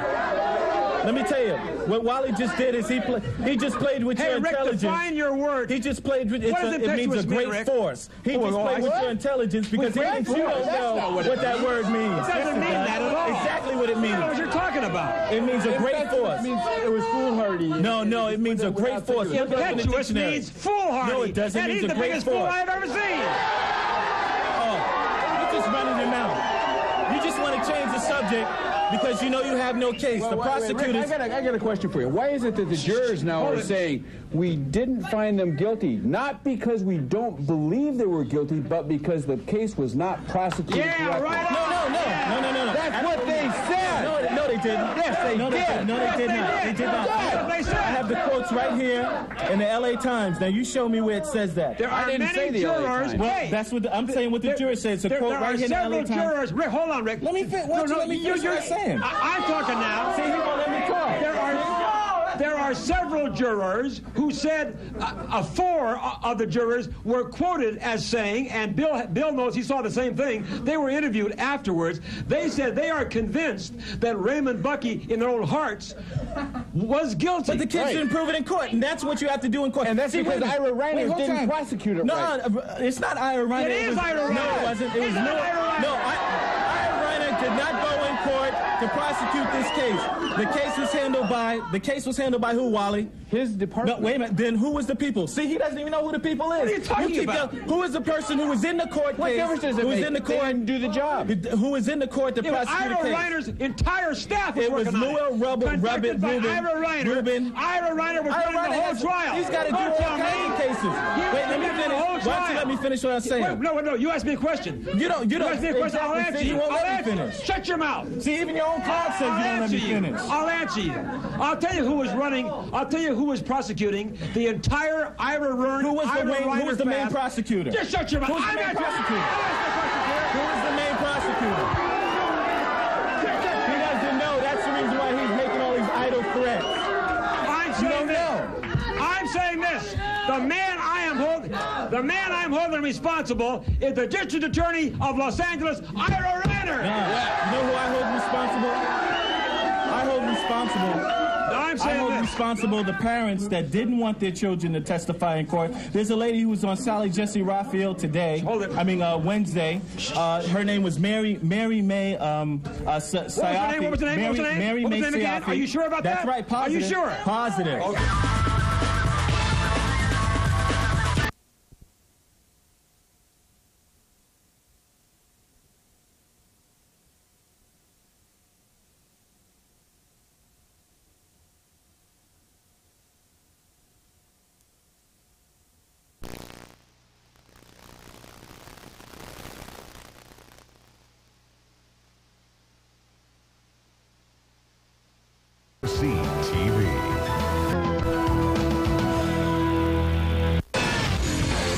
It's time once again to get on the hot seat with Wally George. This is it, the most talked about talk show on television and the most imitated. Join Wally as he grills those liberal loonies and tells you the way it really is. And now, here he is, that hard-hitting award-winning voice of conservatism, patriotism, and controversy. The one and only Wally George.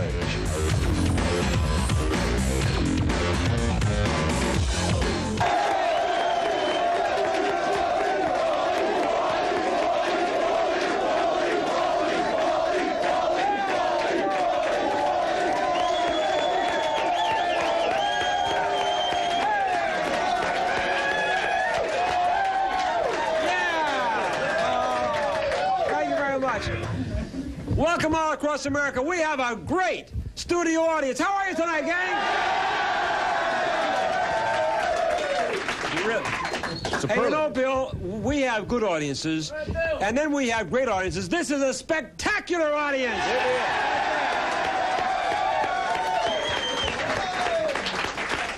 I'll tell you, it's really fantastic. Well, here we go, and it's good to see you on this Saturday night as we help America get even greater. That's right. Oh.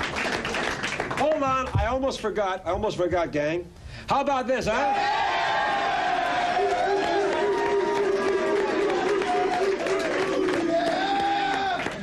We're number one. The Dodgers are number one. They're going to be champions again. What do you say? Isn't that great? It's great. We were over at the Dodger game last week, and we had a fantastic time. It was unbelievable. In the last of the 10th inning, it was 7-6. No, it was 6-6. And the Giants, those boobs up in San Francisco, guess what? It's the last of the 10th inning, right? Bottom of the 10th. The bases are loaded, and the stupid pitcher from the Giants walks in the winning run. Oh, come on. Unbelievable. Only the dimwit Giants could do that, right? Yeah. Okay, anyway. Well, if it's not, I don't know why I just said that. Anyway, here we are, everybody. Welcome on to the show. We have a great show for you tonight. We have back with us one of our ludicrous, regular loudmouths. Larry Rice is here. He's here to debate me on Jim Wright, Speaker of the House, who has 69 charges against him. I say he should step down from office, don't you?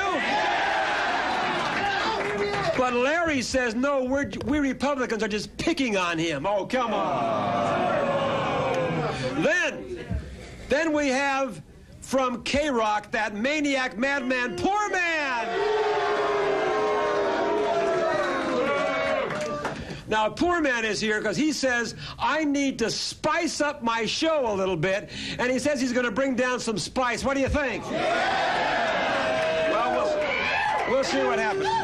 And then we have another lunatic. His name is Kevin Snow, and he's a nudist. Oh.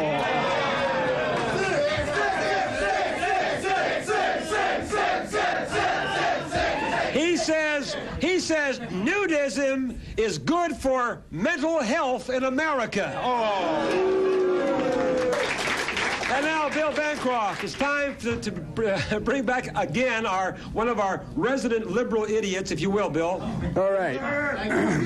Well, I heard somebody say skinhead. He does look like he's an overgrown skinhead. Yeah!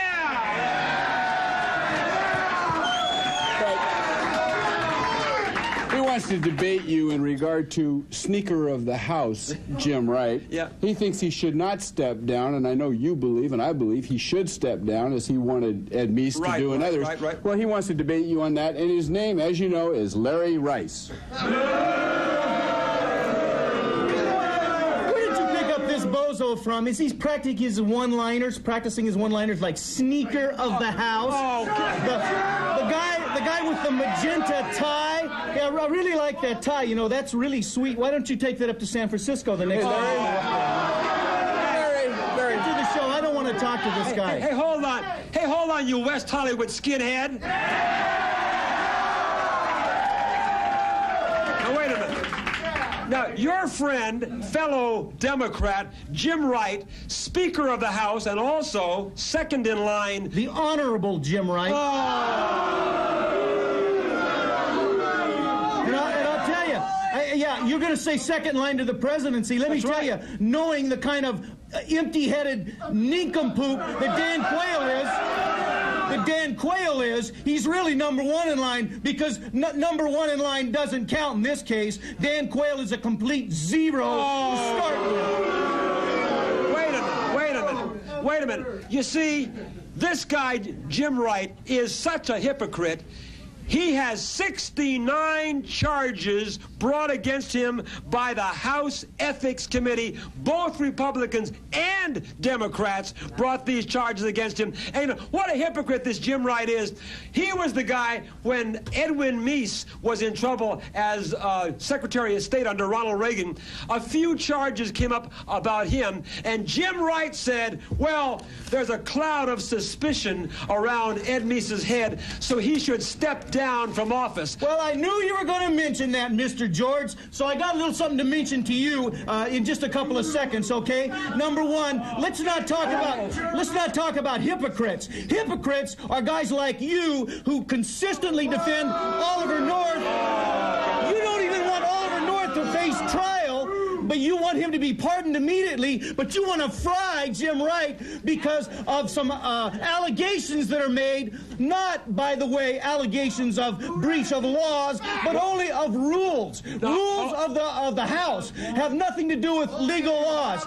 Okay, Oliver North, what took bribes? Oliver North had we don't know that yet. Security violations. We're talking about criminal law. He hasn't been found guilty yet. We're talking about lying to the Congress he hasn't been of found the United States. Wait a minute. We're talking about perjury.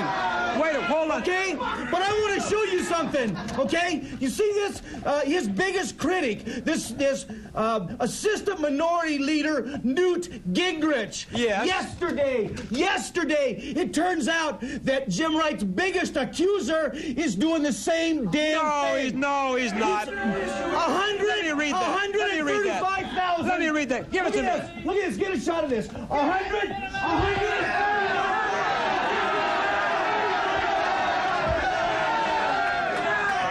He's doing the same damn thing that he's accusing Jim Wright of.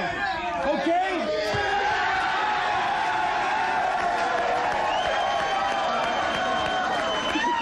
Now that's a hypocrite. That's a hypocrite. The guy. What I'm saying. Now shut your mouth. I'm going to answer you now. Now shut up a minute. You know where he made it? He made it selling books. The same damn thing that he's accusing Wright of. I'm talking now. Hold on a minute. I'm telling you why he's a hypocrite. Do you know every time someone has had charges brought against him, when it was John Tower, and they hinted that he might have been drinking too much, he might have been womanizing. The hint. Wait a minute. The man's a stumbling bum drunkard. What do you mean the hint? Wait a minute. Wait a minute. When the shut up.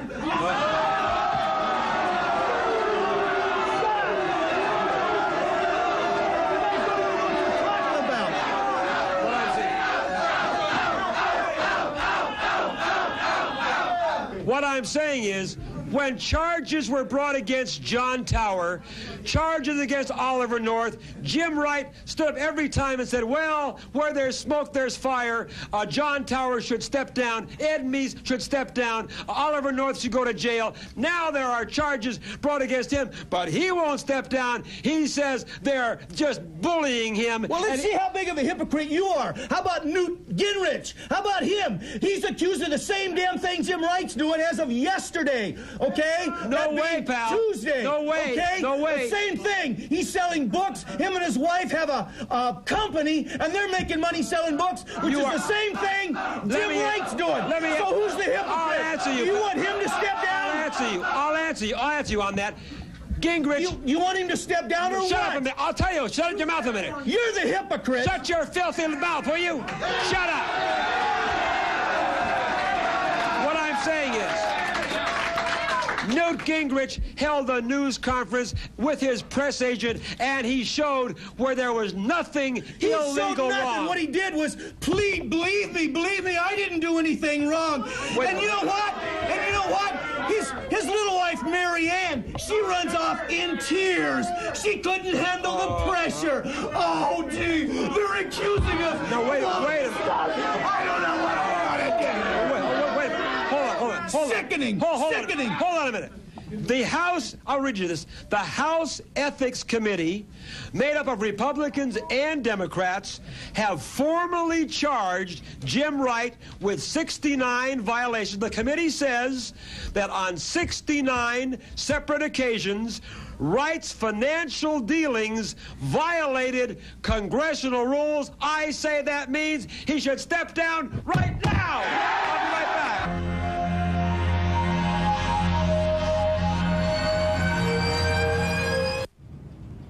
Oh, if you like British food like I do, you got to come to the Old Ship. Screaming maniac, liberal, bleeding heart, Larry Rice. Now, you know, Jim Wright, Speaker of the House, when Ed Meese was Attorney General, and there were charges brought against him, I quote Jim Wright. He said, these charges, even though not proven, form a cloud over the Attorney General's office, and because of this, he will not be able to function properly as Attorney General, and for that reason, he should step down. Now, it's very simple, Mr. George. We're talking about charges against Edwin Meese of violations of law, of taking bribes, of using his office to further his own political gain and to feather his own bed. We're talking about a man here who's not accused of violating one law. It's not. We're not talking about a violation of law. What we're talking about is a violation of the rules of Congress. It has nothing to do with laws. Do you realize? Against the law to write a book. It's not against the law to sell a book. Wait a minute. Do you realize that if he is found guilty of any of these charges, not only could he be removed from the speakership and from the Congress, but he could go to jail. I hope he does. He can't go to jail for anything because the man didn't break any laws. And you want to talk about lawbreakers, you talk about the hypocrite you are. You defend Oliver North. He's the one that admits that he lied to Congress. He admits it. That's called perjury and contempt of Congress. But what do you want to do? You want to give him a pardon without even hearing the facts. Yes. And he admits it. I'll tell you what, Oliver North is a hero. And it was not.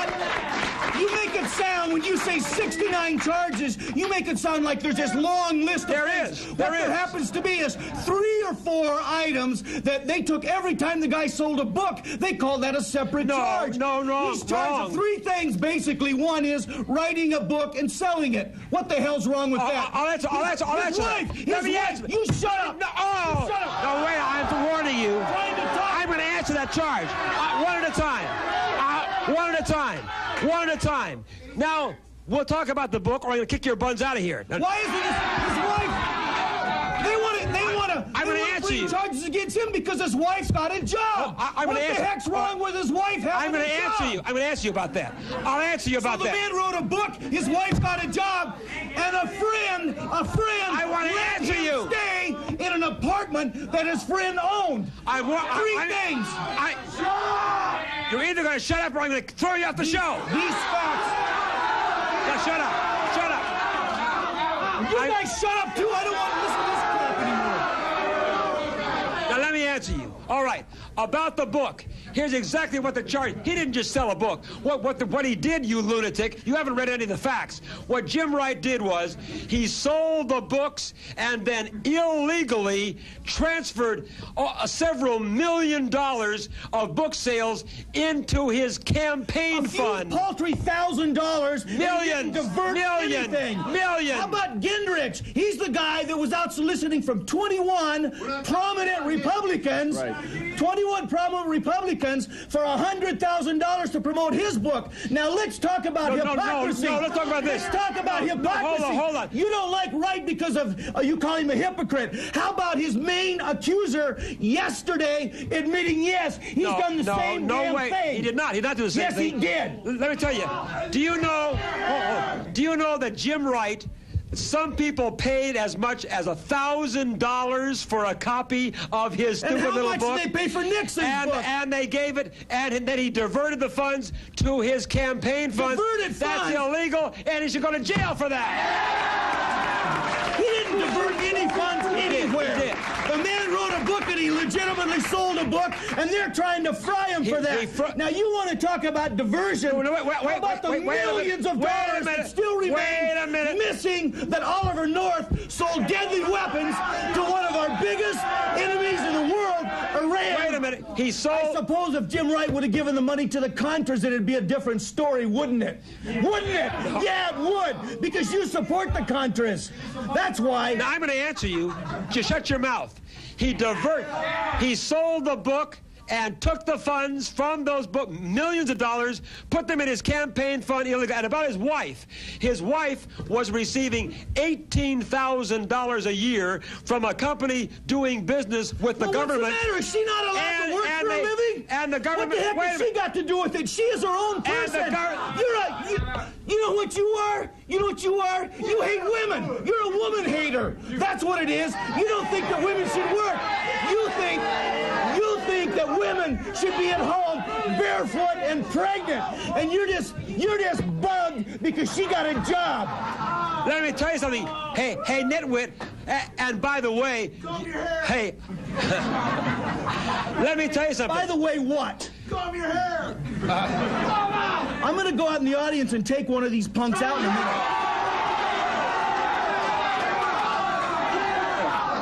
Hey, hold on. Hey, you know, any one of my audience, including the girls, could nail you to the floor.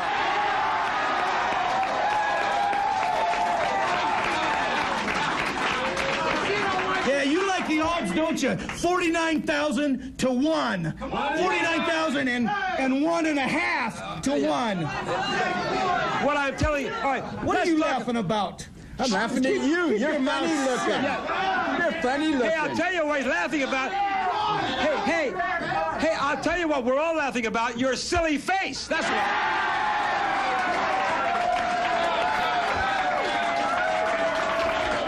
Hey, Gia. Hey, Gia. Hey, let's give the whole country a laugh. Gia, give us a close-up of that stupid face, okay? There it is.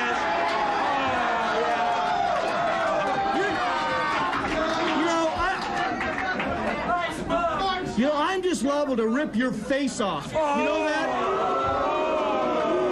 I'm so frightened. You think that you can get people on television and make fun of them, and that you're above it all, right? Well, you know what? I'll pull your skinny bones out of that chair and punch your lights out if you're not careful. And you tell these punks in the audience to shut up, too. Hey, you know what? Hey, hold on.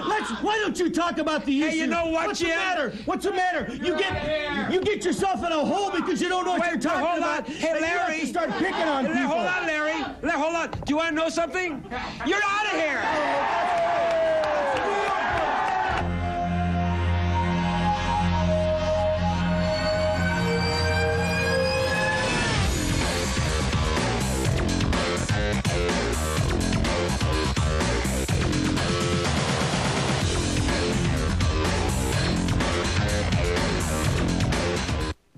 If you have a foreign car and it needs some work done on it, some services, in San Clemente, the Casa Tropicana, you got to come over there.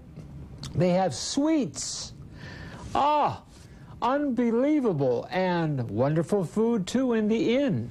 The Casa Tropicana. Mention Wally George for your special discount. The new KDOC TV is the A-Team. Mr. T. This is going to be fun. Hannibal Smith. Drinks around the house. The Face Man. And Howling Mad Murdoch. That's all, folks. The A-Team.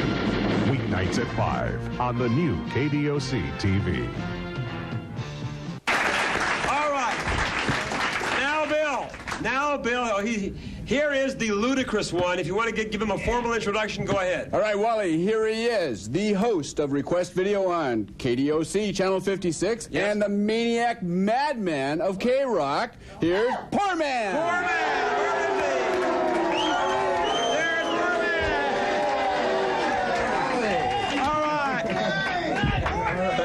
All right. Now, Poor Man, you're looking as stupid as ever. Well, Wally, you're looking as handsome as ever. Oh! Whoa! How many girls out there think Wally is an absolute fox, huh? Yeah! Right up! Who said no? hey, how many guys think Poor Man is an absolute fox? One guy up there, Poor Man. Hey, there's a guy who wants your phone number. I have news for you. Well, I'll tell you what, Wally, I'm sure that I can maybe give that phone number to this gentleman right here. Now, Poor Man, I hear you on K-Rock every night from 9 to midnight. Yeah, that's right. And you're still being as stupid and ludicrous and perverted as always. Yeah. Poisoning, isn't he? Poisoning young minds. Now, what are you doing down here on my... Hey, hold it down, guys, okay? We have a show we're doing here. Really? I think he's doing his own show back in the corner there. Okay. Yeah! Okay. Now, I understand that you're down here for some specific reason on my program. Now, what are you here for? Well, Wally, a couple things. First of all, Request Video, 5 to 6, Monday through Friday, is going to be on live starting, I guess, next week. On Channel 56 in Los Angeles? Yeah, so any of the viewers can call in, and they can actually get videos instantly on the on television. And the good thing about it is that we'll play any kind of music, okay? Any You're going to be kind of on live every day here on 56? Every day, Monday through Friday. But in addition to that, you know, Wally, I know you got married to Janice. I know that she's pregnant with your child. Yes. But I think since you got married, Wally, that's great, isn't it? Yeah. And I think since you got married, Wally, I hate to say it, I think you're getting a little conservative. You know, it's not... Oh! And I've got a great idea. I think... You think I'm getting boring on the air, poor man? Well, I like you, but yeah. Oh! Well, what suggestions might you have, poor man? I have a suggestion for a new co-host. Can I bring this person on? Yes, you may. Right?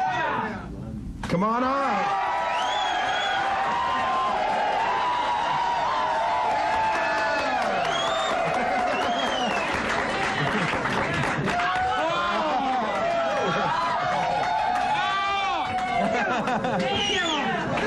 Hey,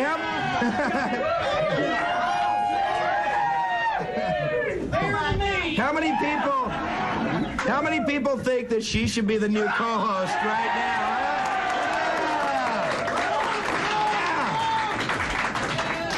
Where do you dig up these bimbos, poor man?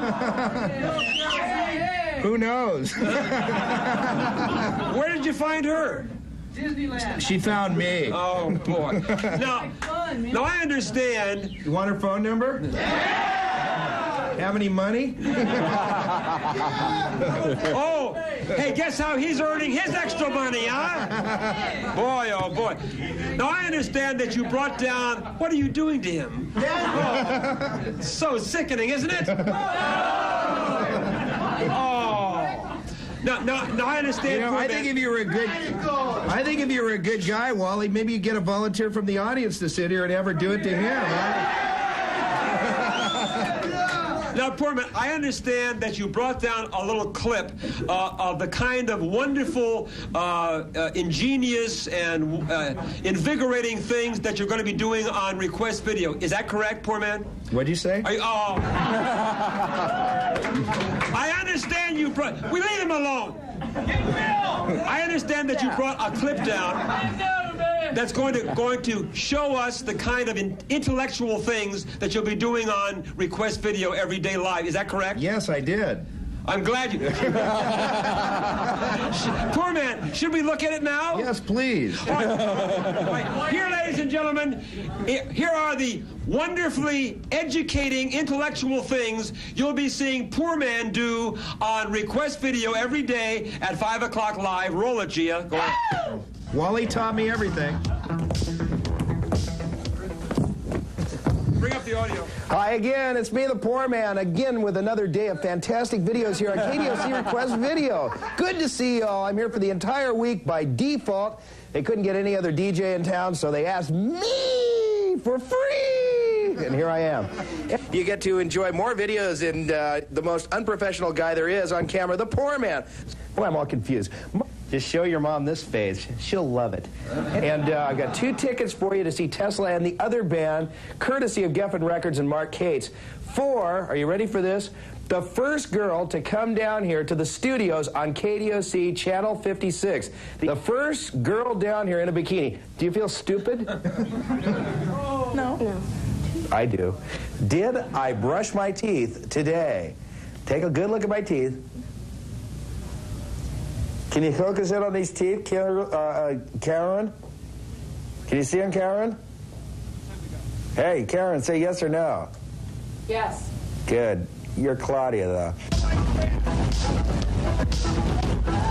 Oh, my God, I can't believe it did it. I was just kidding.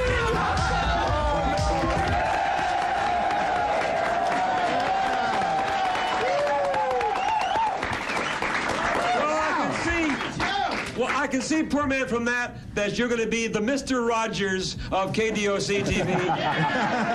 Poor man, hey, let me tell you, I hate to hurt your feelings, but I've had it with you and your bimbo. You're both out of here.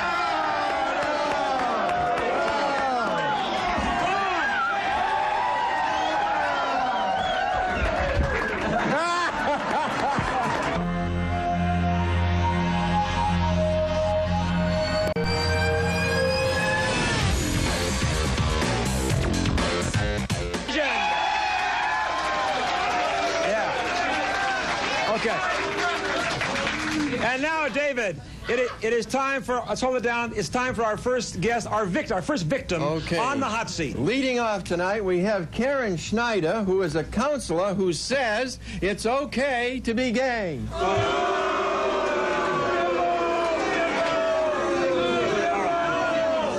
Or something like that. Sick, that's right. Okay. Sick and ludicrous. All right.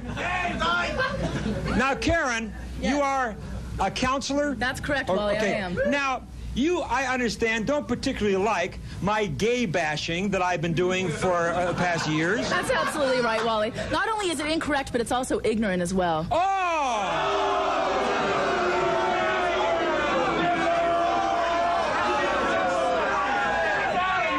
It is. Hey, I would like to know that. Wait, I want to tell you that I am. No, I'm talking first.